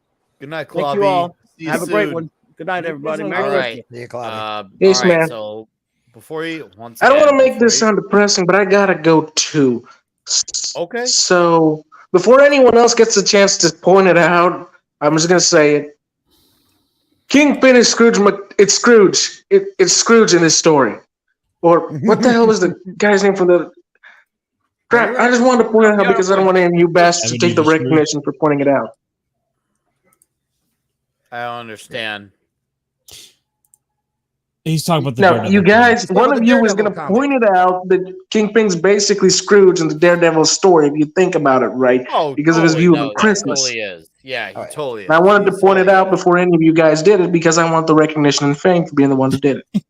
Okay. Hey, no, that's cool, I'm man. that Hey, pity, yes. that's all He good, really dude. is. Fenrir, hey, thanks for being here, man. Appreciate it. And it's good having you That's again. always a pleasure. Promise I'm not going to be away for a long time again. I'm always going to Okay. be here. Terrify you guys. Always. Hey, Always that's how it there. should be. Watching That's how under it should be. the shoulder. Terrify. Just breathing right there next to you guys. Whoa. Whoa. You know, whoa. Arcaster, This was I'm the just thing I right was hearing. there. Right there next to your left. Made you look. All right, guys, All right, go sub to Fenrir's channel right Right here. then. Fenrir, have a great night, sir. Thank you for being Thank you, here. my brothers. Love you All all. Merry Christmas. Love you, man. No Merry homo. Christmas. Peace. All Take right. So we're gonna do a few things and then we'll finally transition. Shout out to Abagor. How you doing, man? Stephen Mack, how are you? Hail, sir. And Picasso left $2 super chats. Pablo. Ok, siempre cuando voy a México me dicen gringo. Brother, every time I go anywhere, they tell me asshole. So, hey, at least they tell you gringo. Yeah, every time he goes to Mexico, they call him gringo. Also, he says, y les parto la verdad. He's saying, I kick their asses. Well, they deserve it. So, Picasso, are you from another country, or are you just no Spanish? no, I think he goes to Mexico sometimes. That considering if he's in the US, he can go to Tijuana. So, yeah, I understand why. Mm-hmm. I actually want to go to Tijuana one day just to see if the rumors are true. Oh, I'd buddy, like to you go don't as wanna well. there right I would now. really like to. Yeah, Picasso, thank you for the $2 super chats. Okay. Now that we got over 30 people here, we got an audience here. Thank Smash you that guys like. for supporting But the do we Comic have Shop Talk. 32? Oh, we don't have 32, but that's okay. Damn it. It's okay. Thank you for supporting the Comic Shop Talk. Thank you for the endless amount of memberships, signing ups, gifted. That's fucking awesome. Thank you for super chats. I shout out to Klobby and Fenrir for hanging out.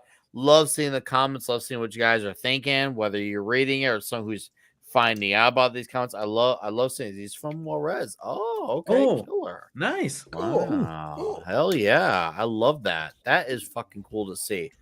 Yeah, and also, shout out to our newer followers of the show. This is what we love to see. We always love to see new faces like the carbon dioxides of the world. Well, we got our frequents like our D Bud Martins and our RJ Godzillas and our Vulcan Lives. So it's good. And of course, we got the comebacks like the 5 Pico. We appreciate all of you guys. So this one is out to our chat. Thank you guys for supporting the Comic Shop Talk. Salute. Salud.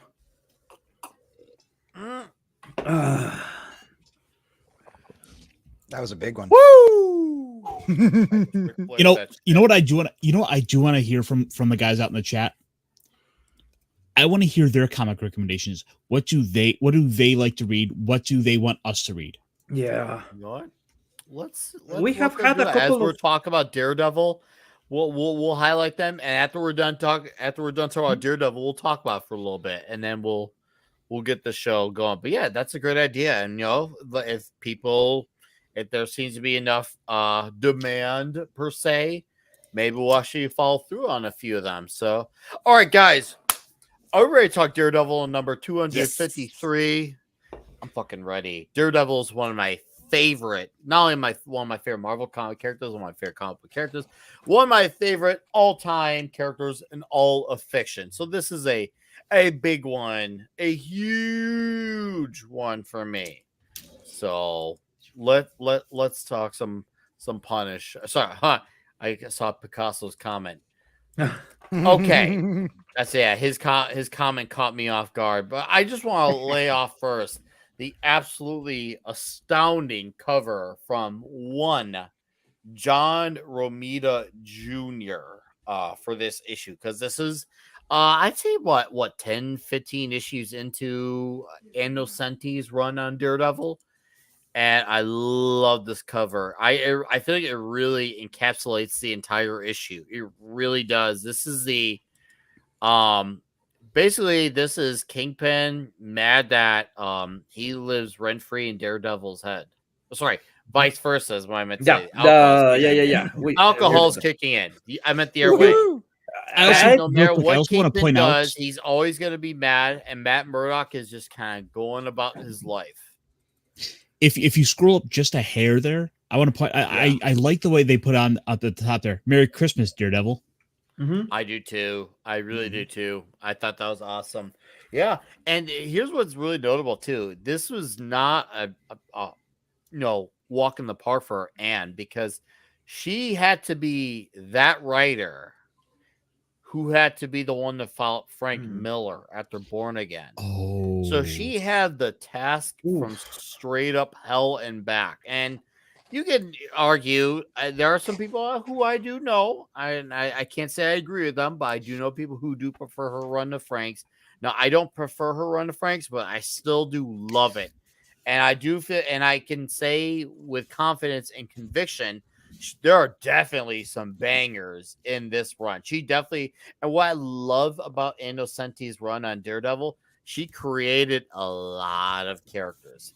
I thought that was cool. I thought that she played with the sandbox, but she also added to the sandbox. And I thought that was really cool because Anne and John had a really creative stride for a while, and they were just cranking out characters. And one of the more notable characters was Typhoid Mary, who's now become a staple in the Marvel Comics universe.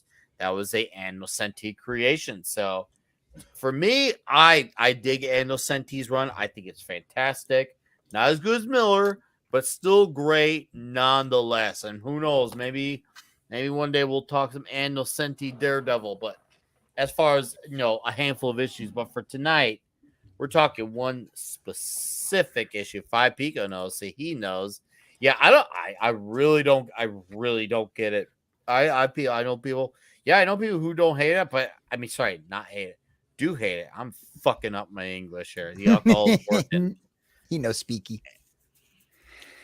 Carbon. That is DG Chichester. DG Chichester is another one that people have mixed opinions on. I actually kind of like it. I actually think it's good. I'm not really wild about his black armor suit that he had during the run, but to be fair, that didn't come until after about halfway through his run. So it's still a very traditional Daredevil outfit throughout at least 40-50% of it. I actually like that run. Fall from Grace is a good story. Read it. Just give it a read and read it twice, and you get some great art too. Scott McDaniel, Lee Weeks, Ron Garney as a fill-in for Lee Weeks.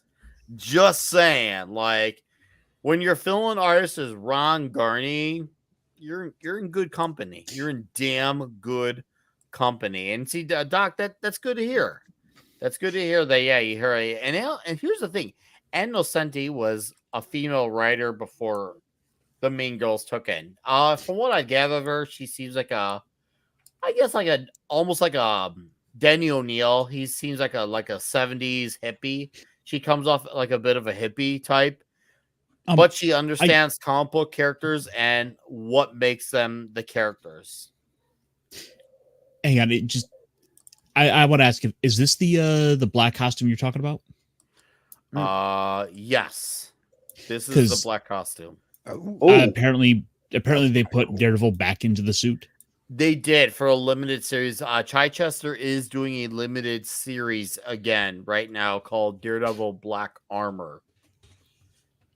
And it is supposed to take place around the later portion of his run. So he is doing a story that takes place in the past currently right now. I will say with the suit, I like what they did with the batons and put them over his wrist. Yeah, I like that. I don't like the shoulder piece. I hate the shoulder piece. Yeah, I don't like it. It looks like a knight and not like a good night, but it's just one of those things. Just like, Like it would look good on another character, just not on Daredevil. Daredevil is supposed to be a mix between a brawler and a ninja. So having those pads don't look like a ninja, don't look like something that you will use on a brawl.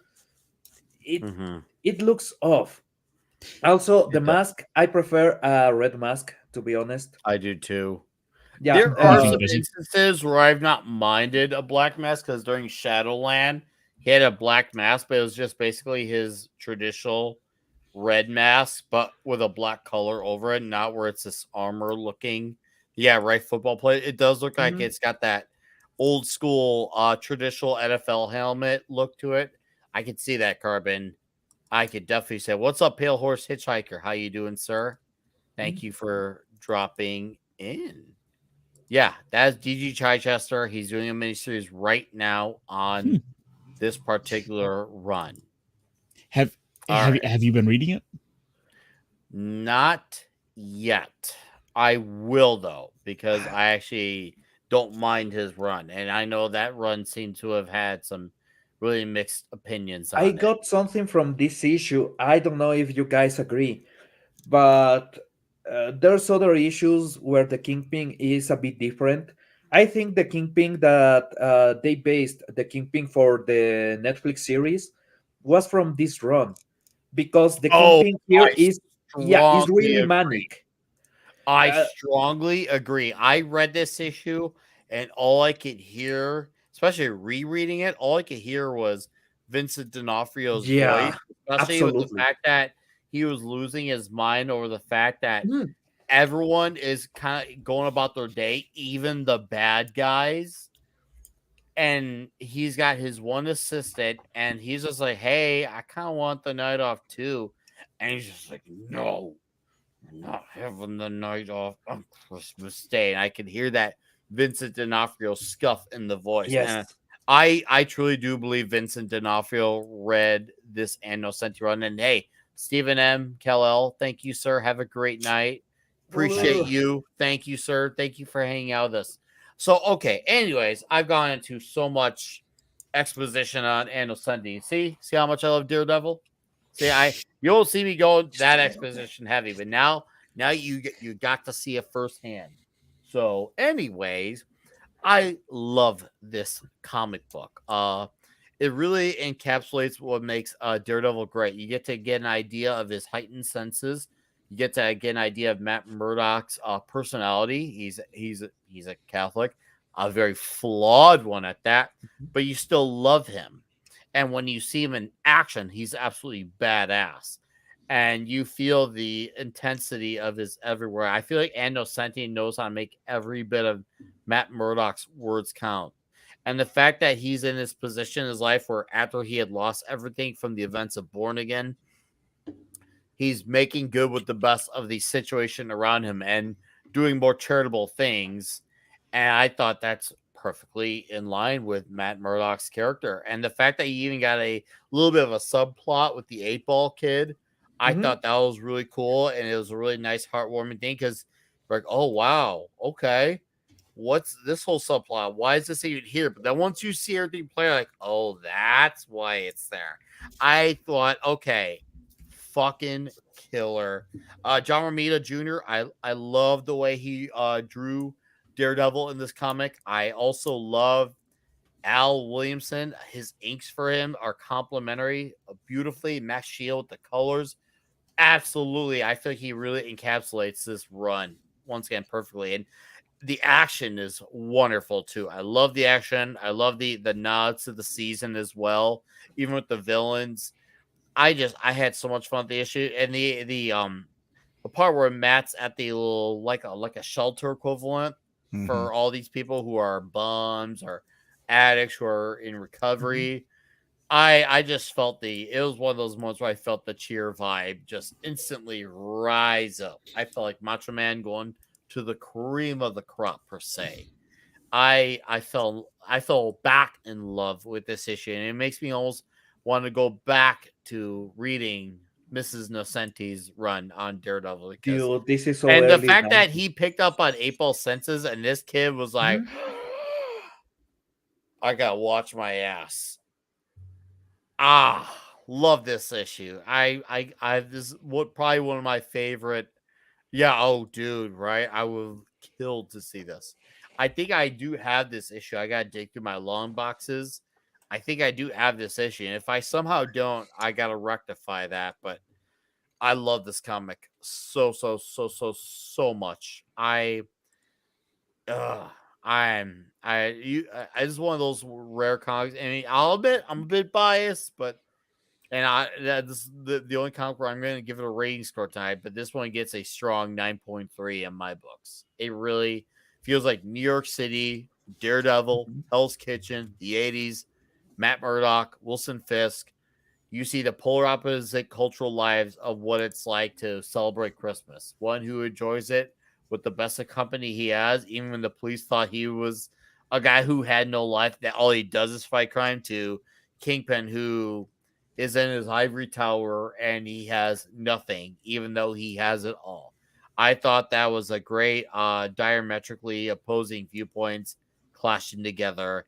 All right, I'm shutting up now. Sorry, I'm having too much. I'm having too much fun talking about it. I feel like I'm Robert Meyer Burnett when I have too much fun talking about something. All right, commenter, take it away before I go on for another 10 minutes. No, this was a great little heartwarming issue. I love, like you said, Daredevil's living rent free in Kingpin's head, and it's just absolutely driving him insane. And like even one of his little his little henchmen, like his assistant, is even like, boss, you're supposed to let me take care of these things. You're not supposed to think about them. It stresses you out too much, yada, yada, yada. And like Kingpin trying to kill a fly with those damn weights was right in line with Kingpin. Everything I think about Kingpin. So that was just great. I love the dynamic. And like you said, that's the subplot with the kid, and him making his decision as to what path he wants to follow, what way he wants to go. You know, and even though he sees Daredevil and he knows Daredevil's cool and he knows Daredevil's a hero, he's still kind of looking at the bad guys going, oh man, that looks like that's a lot of fun too. Cause they do, it's Hell's Kitchen, right?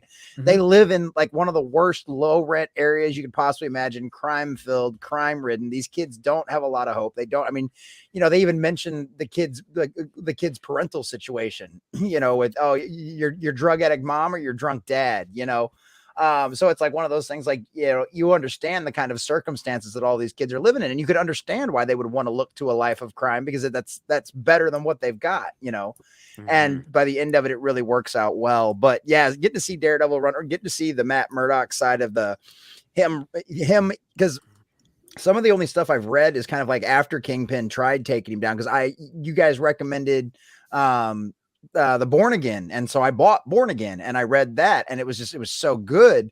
And seeing him getting back on his feet, seeing things that are working out for him, seeing him do good out there in the city as Matt Murdock, as well as cleaning up Hell's Kitchen, being Daredevil, like I loved it. I loved how it all worked out in the end. It was a very heartwarming Christmas message, you know, and the hilarity of everybody opening the presents at the end. I love the comment about, well, what do you expect? Yeah, a blind man picking out Christmas gifts, you know, like it was just, yeah. It was a lot of fun. I enjoyed it. Okay, Caster. Yeah, like I said, it was a fun little story. I was really appreciating sort of the attempt to tell this little story with these two kids that could very easily fall to sort of a darker path, where you have them kind of looking over at how the criminals are like, oh, they're super cool because they're doing whatever they want and no one can stop them. Like, it's easy to understand how, you know, children could be taken in by that sort of thing and be very impressionable. Only for, you know, Daredevil being this influence there to, you know, stop the bad guys and effectively be someone who can, it does a good job to show the side effects, intended or unintended, of Daredevil being there to stop villains. They aren't out there doing all this bad stuff that's gonna make things worse, as other people follow in those footsteps. Whereas, and you know, now you have them at this little rec center, able to go and, you know, get presents and kind of and just be on a more true path. And that was one thing I really took away from it and appreciated. which it's all in the face of like all this Kingpin stuff, which don't get me wrong is great, but I think that that's an important part of this to bring up that I feel might have been overlooked otherwise. The Fly. Yeah. It's all about that damn fly. Well, that's the point of the issue. They show Kingpin as a really obsessive, really manic man. So the Fly Yes. is not only the Fly, is him becoming angrier and angrier at something that is buzzing around, and is not even Daredevil, is Matt Murdock. That's the thing that I love, because you have Daredevil fighting the criminals, saving people, doing the right thing on the streets. But who is Kingpin angry about? The man that is destroying his business, the man that is turning everything against him, Matt Murdock. So you have that panel where Kingpin is just going nuts, saying Murdock, Murdock, Murdock, Murdock, Murdock, Murdock, because that's everything on his mind. And the Fly is just a reminder he cannot kill Murdock. Murdock is like the Fly, always escaping his grasp, always making him destroy what he is building. Because as long as Murdock is there, it will be an annoyance that can completely destroy his empire. I love that. I do too. Especially it makes sense that it's a Fly because Kingpin, not only literally but figuratively, he's larger than life, not just in terms of weight, but as a presence, as a person, as a persona, even because he has a public image. Mm-hmm. And Matt Murdock is small time compared to him, so it made sense that the Fly was the thing because he is a small fry in terms of the greater picture, even though Daredevil is so much more to Hell's Kitchen. So yeah, the Fly really was absolutely nailed. I would like to know what Andocenti got to lead to that idea because that was absolutely brilliant. And his reaction with the Fly is the same reaction that he's taking on business. Every single time he sees the Fly, he goes angrier and angry and does something really stupid, like killing a guy and destroying his gym. That is not good for business. No, he has to get rid of the body and he has to fix his fucking house, right? So he is absolutely doing exactly the same. When you see the decisions that he's taking about his business, and his assistant is there to remind him this will go wrong, he doesn't care because he wants to take Murdoch. He wants to take the Fly. He's doing the things that will end up destroying everything he has, just chasing that. Just imagine being the guy that gets into the mind of basically a king, an emperor of this city. And you are just this annoyance, but this annoyance is tearing him apart from the inside. And every single time he takes a decision, that decision will give more power to that Fly, more power to Murdoch.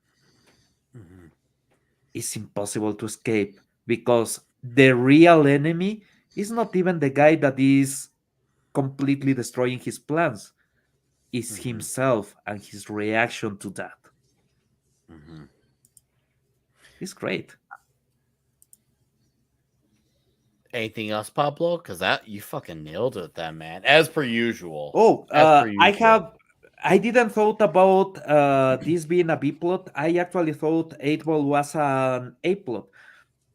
8 Ball is I won't say he's a retarded kid, but he is really near to that.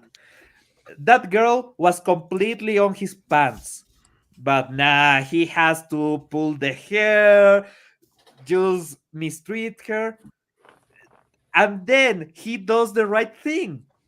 He gives her a present, and a present that is actually meaningful to her because she wanted to so be an heartfelt. skater too. Yeah. It was so heartfelt. Oh man, I love that. Dude, when you are growing, when you are a kid, you don't really.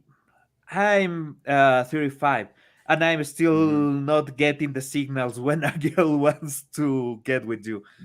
But when you are a kid, it's really difficult to get that because you are not even into that. You are just trying to go around and be cool and have friends. And that's exactly what 8 Ball is doing. He thinks that, yeah, treating her poorly is being cool. Then he gets it. She needs something more. She wants something more. She needs exactly the same that he needs. Exactly what you said earlier. They talk about his parents. His parents are drunk and drug addict. So he's not the kind of parents that you can be proud of. It's not the parents that make you feel loved.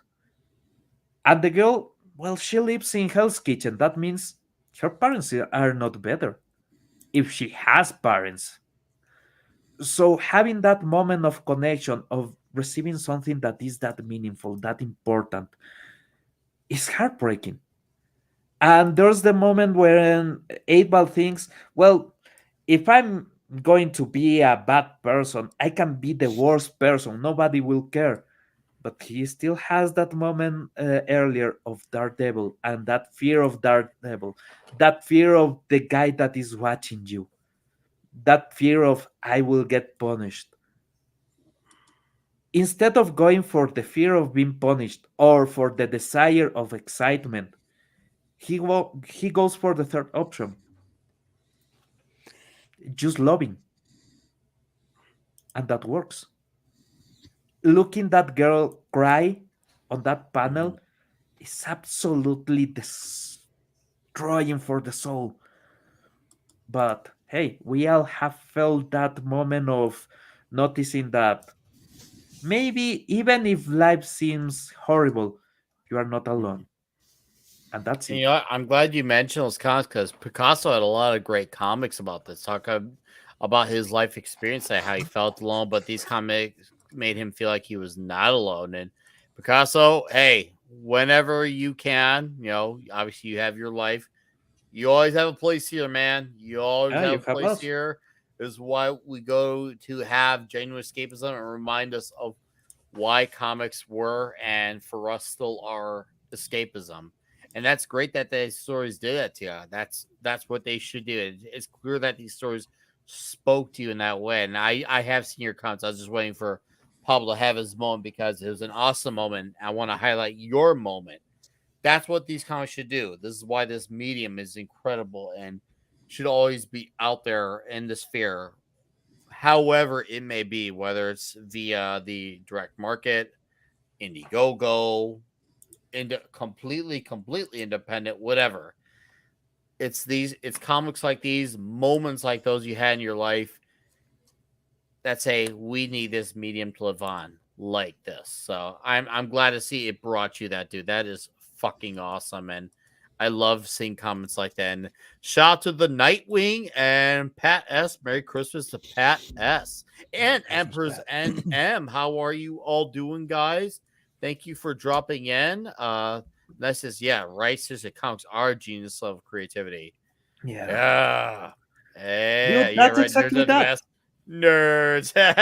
Emperor's NM. Okay, Go ahead. I have an unrelated story, but this make me feel something, and this happened this Wednesday. Did your heart grow three times that day? Dude, at least a couple sizes. There's this kid on the Magic the Gathering playgroup that he's really young. He's not high school age, but early college age. So he's really young, and he looks out of place because everyone else is just a bunch of old fat farts. Is what we are. And first time I actually see to talk with him, and he says that he's playing Magic because he has the cards that he inherited from his dad. And I'm like, That's fucking awesome. That's incredible. You are playing Magic the Gathering with cards that are from your dad, and your dad is cool with that. Yeah, he gave me all the cards. And I'm like, well, that will give you a couple of random cards and everything. So I see to play with him. We set a table for four, and he says, "Well, choose a deck. Well, the deck that you build with your dad. Are you sure? Yeah, I'm completely sure. Play with that." Fucking deck had 26 infinite combos. Had every single card that I will fear on a table. His cheapest card was a Deathrite Shaman. Cheapest card. Everything else goes above the $50. And I'm like, your dad gave you that. Yeah, he liked that I play Magic. Dude. So he just bought you like the best deck around. He has the best deck on the whole shop. And I was thinking, I want my son to play my Magic cards. I want my son to have every single card that I have. I want that. I want exactly that. I want to have that connection. One day I will be dust. Maybe the cards will still be around. But if anybody else than my son is playing them, it's still a bit meaningless, right? No, I want my son to play them. I want to make the best deck so my son can take it apart and build anything he wants. Because I want to have that connection, and seeing that connection on the store and feeling that is absolutely incredible, man. This passing of the torch makes everything have even more weight that you can imagine. So if you have comics that you really treasure, get your kids to read them. If you have video games that you really, really love from when you were a kid, set them up. Get a converter if your TV doesn't have a way to connect them. Doesn't matter. Make them play them. Not as you need to play this, but as a, hey, I want to share this with you. I want to have this connection with you. And let them love that connection and get into something that is really important to you, because it will no longer be just important to you, it will be important for them, and you will live on through that. Oh, I see that comment, dude. That's what's up, man. That's what's up. Oh, I love. Yeah, you get Polly. You're hitting the chords there tonight. Seriously, heartstrings, you motherfucker. I love it. TZ Burton with a. Wait for it. Wait a minute. Wait a minute.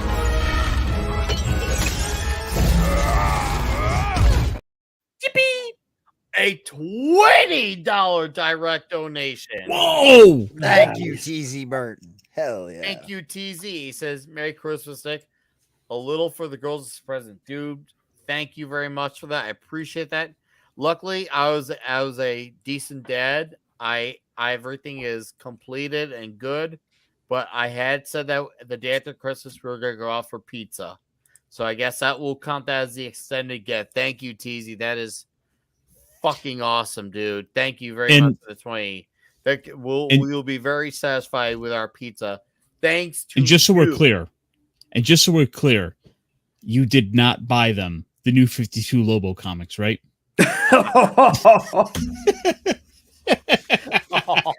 The only thing that they did right is a single issue that I can say is worth of the new 52. Is actually a Blue Beetle Booster Gold comic. It's the only thing that I have read maybe one day we'll have to talk about said issue. Maybe one day.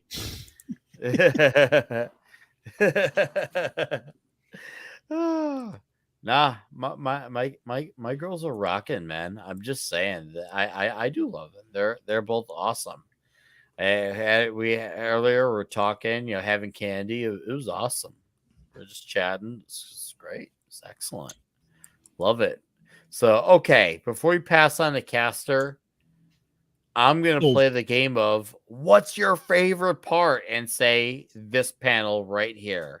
Because the fact that he picks up these two guys and says, I could kill you, but I also know how to apply just enough pressure to have you slowly fade out with the image of my face burned into your skulls. Merry Christmas, scum. I feel that shit every damn time I read those panels, especially with those eyes or lack thereof per se. It's like the Undertaker, but for Daredevil in the color red. Oh, and that's a lot because this comic is loaded with highlights, but this may be the one for me if I had to choose the one, which is tough because there's a lot of the ones in here. But Ironcaster, take it away, sir. Well, I had already given my thoughts. I had talked about how I thought it was important to have the kids in the story. How I thought it was important to bring them up.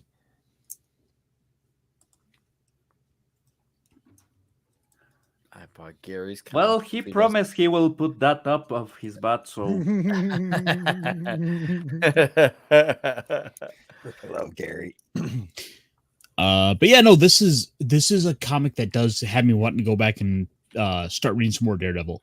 I mean, alongside all the other comics I want to go read right now, because that's the one thing I can say about tonight's little array of comics is that it's got me wanting to go back and read all these different series. Like when we were looking at the Batman comic, got me wanting to go like bust out my copy of that on Blu-ray and go revisit the series and then go read the comics. Like the Punisher stuff had me wanting to go and read some Punisher comics. Like Santa gave us some good gifts this year. Oh, dude, Santa spoiled us sons of bitches this year, and I'm a thankful bastard because of it. Thank you, Santa.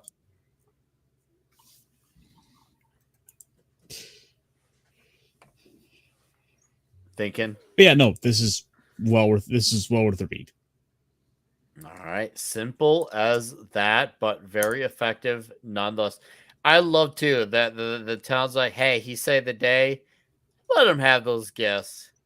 And once again, certain characters like Daredevil, Batman, it takes a certain panel to have them smile that one moment. But when you do it, you make it count when it happens. This fits the moment right here. Daredevil being who he is, who Matt Murdock's personality is, this is the right moment for him to have that. And the fact that everyone's so happy that he saved their little part of the neighborhood. Love really interesting that instead of the shop owners come to Daredevil and are like, hey, you saved us so you can keep the merch. Current day, they will be suing his ass for preparations for the windows, for everything. So different times, man.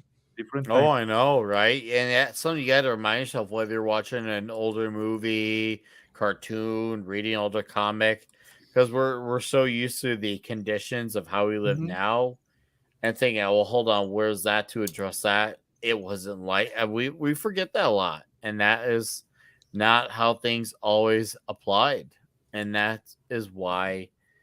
Well, escapism is escapism because we don't need to always have those real life things. There's that line, but you don't want to go too far. But you also don't want to be so like over the board where you're like, I can't even believe it. It's a tricky line, but you have to do it case by case, story by story, because the line only works by the individual story. It's not somewhere it's a one size fits all. That's just the way the cookie crumbles, all. And as Matt Murdock says, ho, ho, ho. And yes, and look at what, and this is another great message here. One last message, and then we'll wrap this comic up. This kid, 8-Ball, he gave, and he was doing just to realize, oh man, I am being a shithead. And he got in return a brand new skateboard. All these people who are less fortunate, they get their little goodies, and that's pretty much it. And once again, Kingpin, great ending. Bum comes up to him, hey, spare some change, and then that's it. Yeah, I was really surprised. That's the way that was the end. I was like, okay, Yeah, at the beginning I thought she's dead. It's a very Kingpin ending. Very Kingpin ending. Mhm. So yeah, guys, Daredevil number 253, Innocenti, John Romita Jr. Oh man, yeah. That was whew. Okay. We got one comment highlighted here, and Nick needs a chat. cigarette after that. No. I may miss it, but RJ Godzilla 81 recommended the Marvel Knights Spider-Man run. At least that first story. We could do at least that first story. We could do that. We could definitely do that, RJ. And what's the one that I missed, Caster? Well, you did miss 5 picoseconds saying One Piece. Oh yeah! Highlight that. I did mean to highlight that, and I did not get around to If you're not reading the manga, separate. That's gonna need a separate video show, whatever you want to call it, to do One Piece, because I would love to do that. I think that's a great idea. But because One Piece is such a unique and also huge story, that's something that even Mueller couldn't get that done in a few months. No. Even Mueller couldn't get that done in a few months. I want to say this about how the manga is going. If you are not reading, right now is touching every heartstring possible. Yes. They are going even finally into Dragon, into Luffy's father. And there's this moment when you get Kuma talking with Dragon about Luffy, about his son, and Dragon goes like, "You just killed me." Because the only weakness a man can have is his family. That shows you everything you need to know about the character. They are not revealing anything else about Dragon. But the fact that Dragon has been away from the people that he loved the most, because that his weakness, tells you everything you need.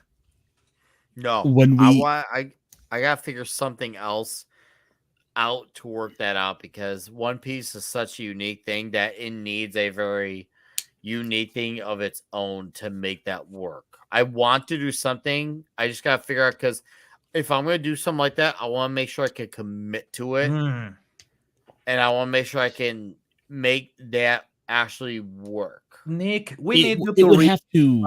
It would have to be basically like a maybe once a month show. Yeah. Oh, We yeah, need you it to would have read 1090. You have written the first volume, right? So He's in the first 3. Yeah. So 1070 or something like that chapters of the manga. That is completely worth it. Every single time is worth it. Not even, I won't even try to contest that. Trust me when I say I'm not going to doubt that one bit. I just got to make sure, how do I fit that and make that work? As even if it's once a month does sound plausible. It does sound realistic. I just got to make sure, okay, what can I do so I can make that a set thing for that particular time? I got a lot to think about in the next week or two, because I do want to do something with One Piece. I really, really, really do. Caster, maybe you and I may want to do like a gilded group message meeting, discuss this. We gotta figure this out, but man, yeah, I would love to do something about this. I can reach out to a couple of other guys I'm kind of doing some One Piece stuff with, like Brandon, the anime guy. Yeah. Oh yeah. Because him and I have been kind of casually doing a little review show of it. So we just got past Skypiea. We're doing Long Ring Long Land, which is a good little kind of low point. But I figured to sweeten the pot a little bit here, if we can get this off the ground, I will show off my One Piece tattoo. Whoa. Whitebeard. No, this is not the One Piece is real, Pablo. Oh. No, actually, I just went and got this done about 2 days ago. So this is like fresh.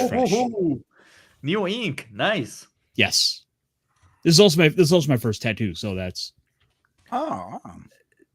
dude. Like I figured I have been a fan of this series for 20 years now, and with as big as the series has gotten, I was like, I wanted to get something to a little piece of fandom, that little permanent piece of fandom to carry with me, and I can't think of any other series that has left me consistently pleased as One Piece has been.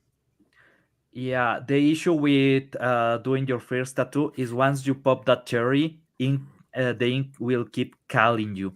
So I have a Full Metal Alchemist tattoo and a Star Wars tattoo that is the mythosaur from the Mandalorian culture before Disney destroyed the Mandalorian culture. But I keep thinking that I want to have on my left hand the Triforce. And on my back, I want to do a full set of the crest for the Hyrulean royal family. And in the other arm, I have planned to do a couple of One Piece tattoos and a couple of other tattoos, including there's an Spider-Man emblem that I want, but I am not really sure how it will look if it's not in the back, because it's the round spider from the old school comics. You know what I mean, the old round spider. But that needs to be in the right place on your back. If not, I don't know if it will work. Yeah, ink will keep calling you because once you have the first tattoo, yeah, you look at it and it's, oh, this is really cool. But it will be cooler if I had this tattoo here. And then one day you notice your body's art. Yeah, I want to point out and kind of push back a little bit on chat, because 5 picoseconds is saying you're about to get some F, because Common Nerd here was saying he just finished up Skypiea, so we're about the same point. And they just left the Marine base. They just got done with the Marine base thing. Oh, I really enjoyed the Marine base because I loved that. Yeah. I love that Marine captain or whatever, the guy in charge of the whole island. I thought he was great. Oh, Jonathan is great. The thing is, there are people who kind of poo-poo on the Long Ring, Long Land and the Davy back fight. But I will say, to avoid getting into anything spoilery, because I've done the Davy. It's a ride to enjoy. With the Davy back. Yeah, I'm done with the Davy back games. I finished those. Okay. Well, the thing is, it's an important bit of levity and kind of lightheartedness before shifting into Water 7 and Ennie's Lobby, where holy fuck. By the way, have tissues on hand. Super. That's all I'm gonna say. Is just you might want to have some tissues on hand. I took my headphone out earlier because Pablo wouldn't quit talking. What I said, almost no spoiler unless you know the context of a lot of what has happened in. I mean, you did give away a little more. Issues. But yeah, no. I think it's a worthwhile arc that in kind of revisiting it, I've come to appreciate more. But anyway, this is getting a whole off. Yeah, we've got track. We inadvertently hijacked the show to talk about One Piece. I'm not complaining. Hey, you're not seeing me trying to put it to a halt. Let that tell you something. What's up, Das Wolfen? How you doing, man? Carbon dioxide. I had a great question. Ever do Soul Cold for Toxic Tuesday? We have not. That is something I have looked into. We are very, very backed up as far as what we have planned, but that doesn't mean that it can't happen or can't happen sooner than later. It's something I am definitely like, okay, I want to get this inevitably, because we've done. We've done some lesser known flicks. Mm-hmm. Definitely. Nick, have you done Black Dynamite? No. Oh, trust me. We need to do Black Dynamite. Also, I know Tom has the Blu-ray. because 1 year we sent with Diego a copy of Black Dynamite to him for his birthday. So I know Tom has access to Black Dynamite. We need to do that movie. Dynamite. Love that movie. Yeah. Love. Yeah, that. Oh, trust me, that's a Toxic Tuesday waiting to happen. We still haven't done that. We still haven't done Bill and Ted. Like, you need to do Undercover Brother. We haven't done Undercover Brother. There's still so much we haven't done. Like, even though we're 100+ episodes in, there's still so much we haven't done. It's so great. It's awesome. Yeah, oh, dude, right? My camera is drunker than I am. Let that tell you something.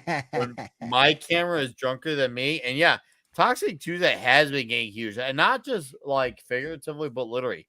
We had the biggest stream ever this week when we did the Gremlin show. We had up to 125 watching at one point live. It was fucking crazy. And obviously, we're taking the week off because it's the day after Christmas and I want to be with my family. But we're coming back January 2nd into the new year. The very first episode of 2024, January 2nd, we're talking First Blood. You know, that Rambo movie with X-Ray Girl on top of it. Nice. It's gonna be an all-timer.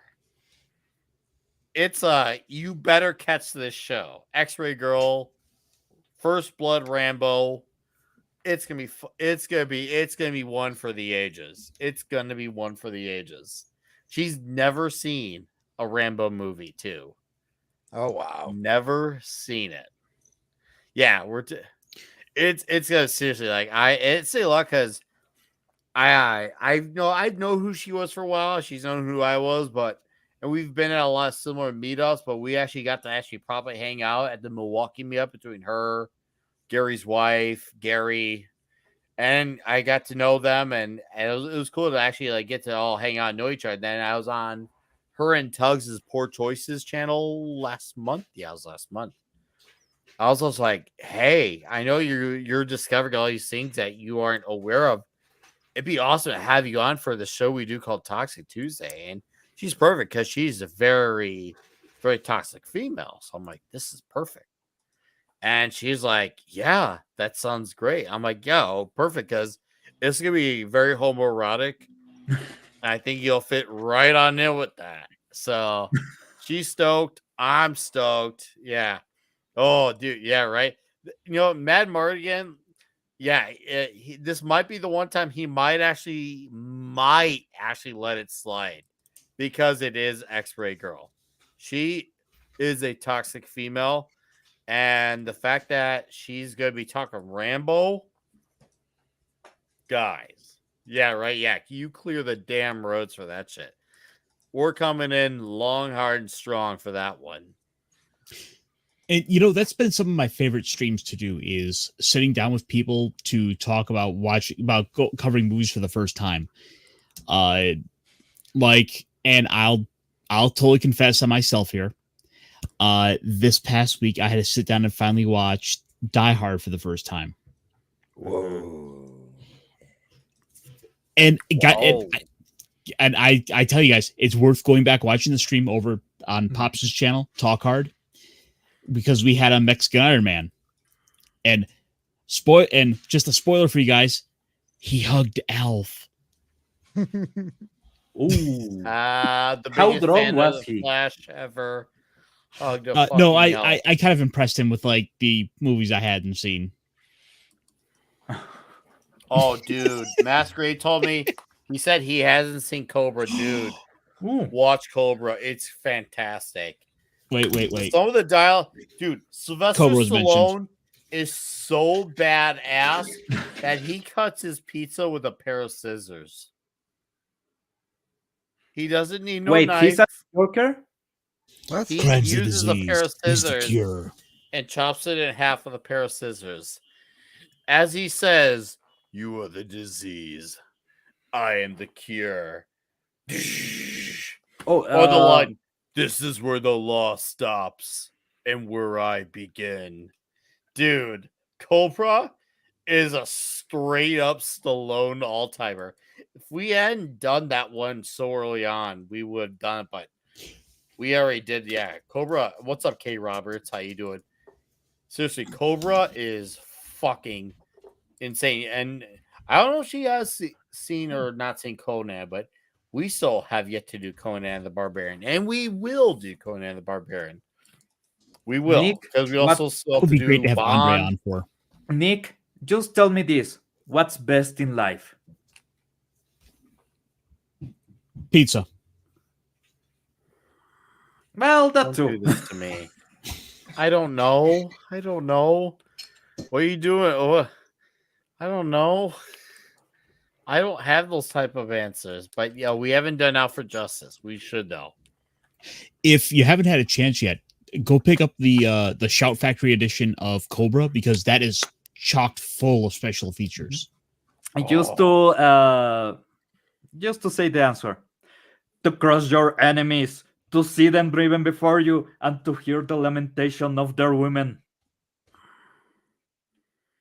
Yes. Line from Conan. Yes. Yeah. From Conan. Yeah. Yeah.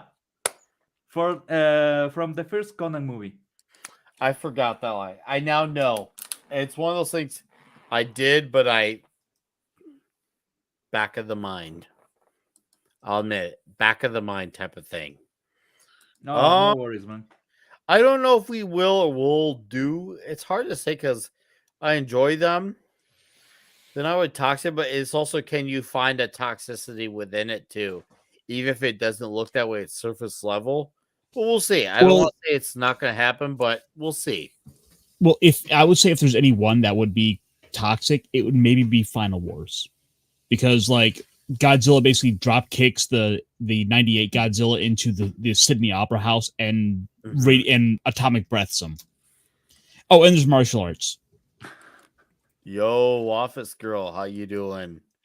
No, I love the first Conan Schwarzenegger movie. I think it's fantastic. And his current ongoing series from Jim Zub, fucking awesome. Doug Brathwaite is doing art on the second arc, issues 5 through 8.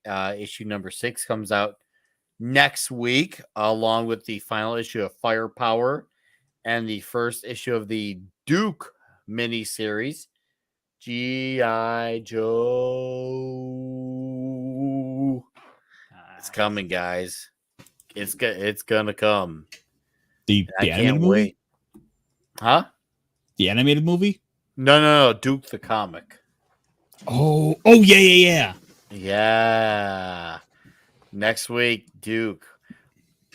See, I might have to do a review on that one. Just saying. Just saying. Just saying. I think Duke would be a fun one to review. And I do know it's a mini-series, so I think it might have to be a thing to be like, hey, we should talk about this, Rooney. We should talk about this because kind of a big deal. Energon Universe and all. I would say as a suggestion there, reach out to a couple of vets. That might be a good book to do some crossover with. I would love to. G.I. Joe fan or a vet fan, I would love to do that. For Duke, yeah, straight up, man. I think that'd be a genius idea. A fucking damn genius idea. I would love that. Full sends all the way in. I'm in. Yeah. My camera's drunk. I don't know why my camera's drunk. I'm taking the drinker over here to straighten the camera up. So you have a drunk plushie, a drunk man, and a drunk camera, and everything's just fucked right now, right? It's like I'm the ventriloquist, and this shit's fucking crazy, right? Yeah, go away now. Fuck off, dude. You're cool, but I don't want my audience to go away. You got a much bigger audience. I need my peoples. I need them. Ooh, I like them too. If only everything were. Oh, dude, it's a good thing that it isn't the case. It really is. Like, full stop. Generally speaking, it's a good thing everything is that way. Because if it were, we would be fucked. Oh, anyways, since we got 30 plus here in the chat, next week, a reminder, we are talking Alpha Core #1. We're going full spoilers on it. So if you have read it and you just are aching to talk about it, next week will be your chance to talk about it. All right, straight up, it's gonna be fucking huge. It's gonna be insane. We'll also have Andrew on, who is the editor of the book. So he's gonna be joining us, Mr. Caffeinated Wolf. I don't know if he's out there, he's probably busy doing stuff because he also has a life. I can't wait. I can't fucking wait to talk about it. I'm antsy to talk about it. I've read a handful of times, and I'll probably read it 1 or 2 more times before next Friday. Woo! All right, guys. This is going to be the part where Nick has to be the guy who has to, unfortunately, call it a night. But as I always say, you leave while there's still people here, and you leave with them wanting more. So I hate to be the buzzkill, but luckily, I'm sure there's still a show or two going on you can catch. But chat, thank you again for gifted memberships. Sean Stackhouse, Picasso, Mrs. Common Nerd, all becoming new members. Vulcan Lives for gifting memberships.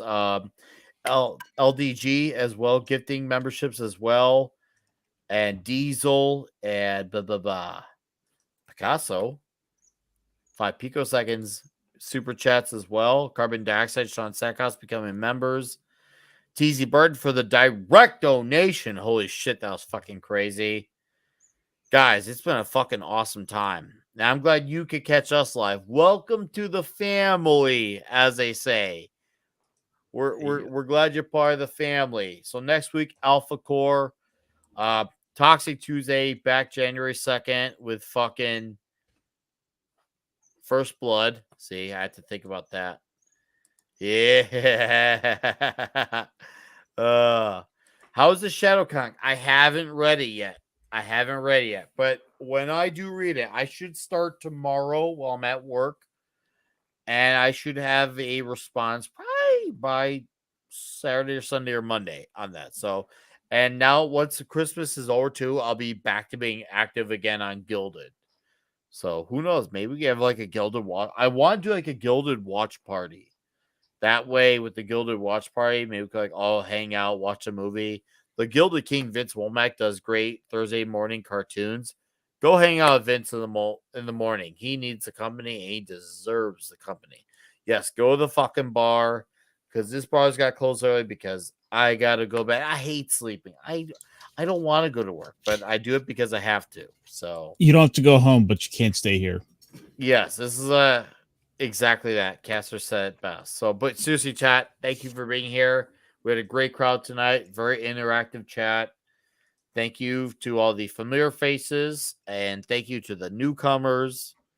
This is what it's all about. We'll see you next week for Alpha Core. I can't wait to talk about it. On my channel, I will have a video out next week or two. We'll see. And then I'll have a metal video out. I wish I can finally give away the title. It'll be out early January. The 5 underrated albums of the 2010s. And when I mean underrated, I'm talking albums that probably sold like 200 copies. I'm going the niche of the niche of the niche. And 3 of the 5 bands on this list don't even exist anymore. Nice. So I'm going super deep cut on this. Super deep. They sold 3 copies and Nick was 2 of them. Probably. So that will come out early January. I have it all. I have the list all. I have it all in order. I know my thoughts. I just got to hit record on that. That's probably gonna be like a 20-25 minute video. So yeah, I like I said, I really thought this one out and I'm ready. And that is fucking awesome to see. Comic reading marathon, dude. That is what I like to see. And dude, Danger Calling is the jam from Icon. Oh, that's an 80s jam. But dude, that album. Icon is such a great band. Danger, call it. Dude, that is the most 80s shit ever. I love it. You almost got me singing. You almost did.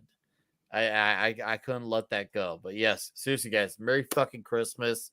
Thank you for supporting this channel. Oh, yeah. Please sign to me on Gilded, man. Please. I'll see you all soon. Videos, streams, whatever. This is my last stream until Wednesday. Where I'll be on Comics Divisions, yelling at park cars on Rumble. So this is it until Wednesday. So I'm taking 4 days off to be a family man. So I'm gonna let these guys plug their plugs on the way out. We're gonna start off with Pablo. Thank you, sir, for your amazingness. Well, Mina Sech keeps coming with videos, so please stay tuned. Andre is always working on new scripts, and we have a couple of formats now because Andre has these fast takes that are actually really good. So if you want to see what is going on the moment, and with a lot of input from Andre, is a really good set of videos. There's a couple up now, so please watch them.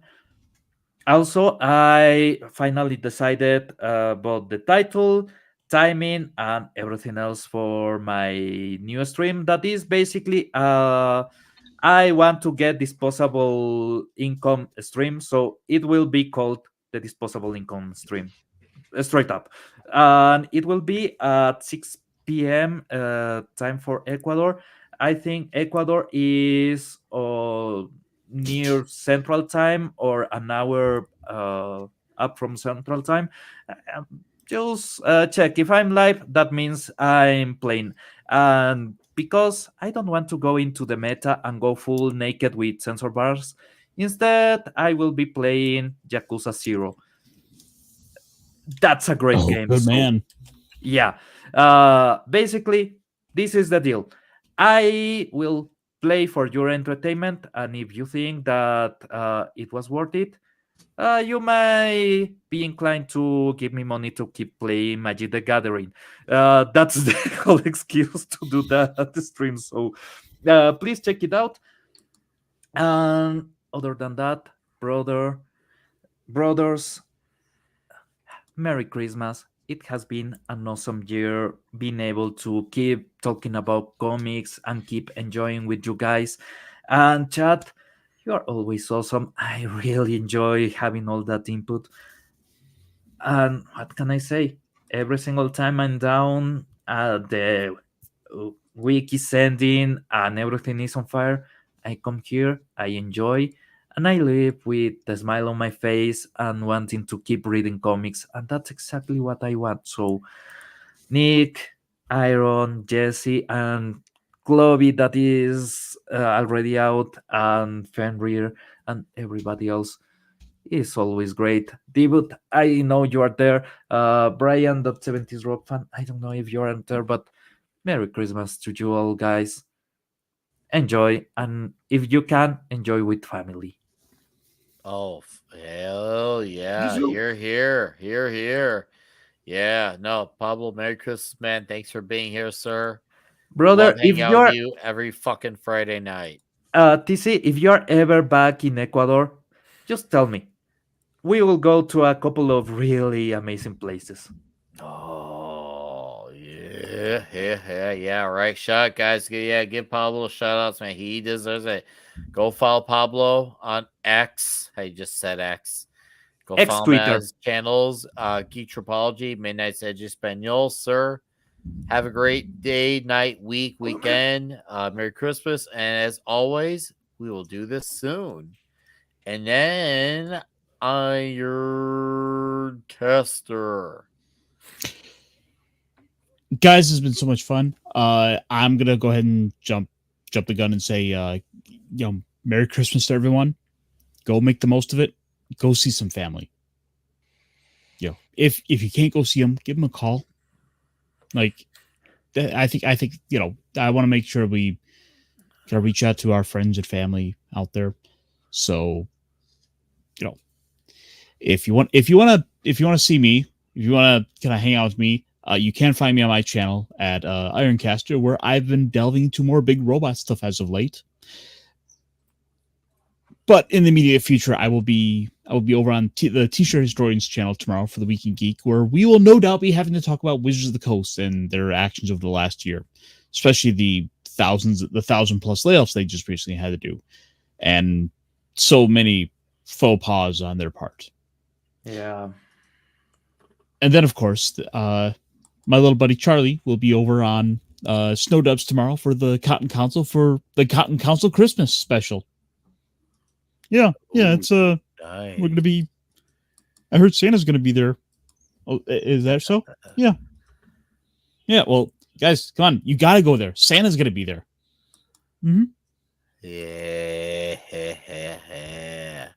Commenting is dangerous. I apologize, buddy, but trust me when I say you want to catch the replay of this show. It was fucking worth it. Caster, it's been fucking awesome, dude. Thanks for being here. Have a great night, week, weekend. Merry Christmas. And I hope you and your puppet absolutely slay it on Snowdub's channel tomorrow night. And go sub Giant Caster, guys. All right? Just do it. Just do it. And yes, I do remember the Crime Master villain. I love Crime Master. Steve Ditko Spider-Man is amazing. Yes. I agree. Thank you, Caster. All right, last but not least, guys, we're gonna send it. This is gonna be the last man who plugs his plug, and not only is it gonna be he plugging his own plug, but he's got a 24-hour stream coming up in a few minutes that starts now in a few minutes. So we have 30 people in here still here. Thank you, by the way. This is your chance to let him plug his plug and then go hang out with him. So, Commodore, plug it, and then we're gonna all say goodnight. So yeah, like Nick said it, I'm dropping the link right now into the chat. We are doing a 24-hour member stream over on my channel that starts in about 5 minutes. I'm gonna go get some water, and we'll kick that off. We're gonna start it over out on Rumble, and we are going to watch Rebel. We're gonna do a watch along for Rebel Moon, and then after that, we'll be lighting up the kick and getting the kick going, and we will be playing some video games. We're gonna have a bunch of special guests. We're gonna be hanging out, doing all that kind of stuff, and we will be going for the next 24 hours. So, like I said, it is a member stream. So if you are so inclined, or if you're already a member of my channel, either through my locals or through over on Rumble or Twitter, you can also become a member over on Twitter, Odyssey, any of those places. If you're a member, you will be able to come in at any time during the 24-hour stream. Come hang out for as long as you want. Leave, come back, whatever you want to do. But yeah, we'll be starting that tonight. So this is something I hadn't done in about a year. But yeah, this is probably going to be a pretty regular thing for all of our member streams and stuff like that. So come hang out over there. We just crossed 470 followers on Rumble. If you weren't aware, my YouTube channel got nuked over one of my buddies eating a banana on the stream. And so come check us out on Rumble. We're grinding away. We're growing back over there on Rumble. We're trying to get the kick monetized as well. So if you haven't already, make sure you follow the kick. We only need to get to 75 followers. So I think we're like 14 away from that or something like that right now. So come check that out. And then, that's what we'll be doing. And then I'll still have my Bible study on Sundays at 2 p.m. we're going to be going over the Christ's birth. So the reason for the season after all. So we're going to go over that on Sunday. But yeah, come hang out on the 24-hour stream. It should be a good time. We'll have a bunch of special guests. People will be coming in and out throughout the entire time. They're always a good time. So definitely come check that out. Thank you for having me, Nick. This was great. I enjoyed these books as always. And shout out to the chat. And Merry Christmas to anybody if I don't see you before then. Thank you guys very much. You guys are wonderful. Go hang out with the Common Nerd on Rumble. All right. Go hang out with them. Yeah, Merry Christmas. Vulcan lives. All right, guys. This is the part where we say goodnight. I'll see some of you Wednesday night on Comics Division, Thursday night on Midnight's Edge at the Dark TNT, and next week for Comic Shop talking Alpha Core. We love you, Diesel. We fucking love you. All right? Go hang out with the Common Nerd. He's a good guy. Great guy. All right? Good night, everybody. Thank you very much.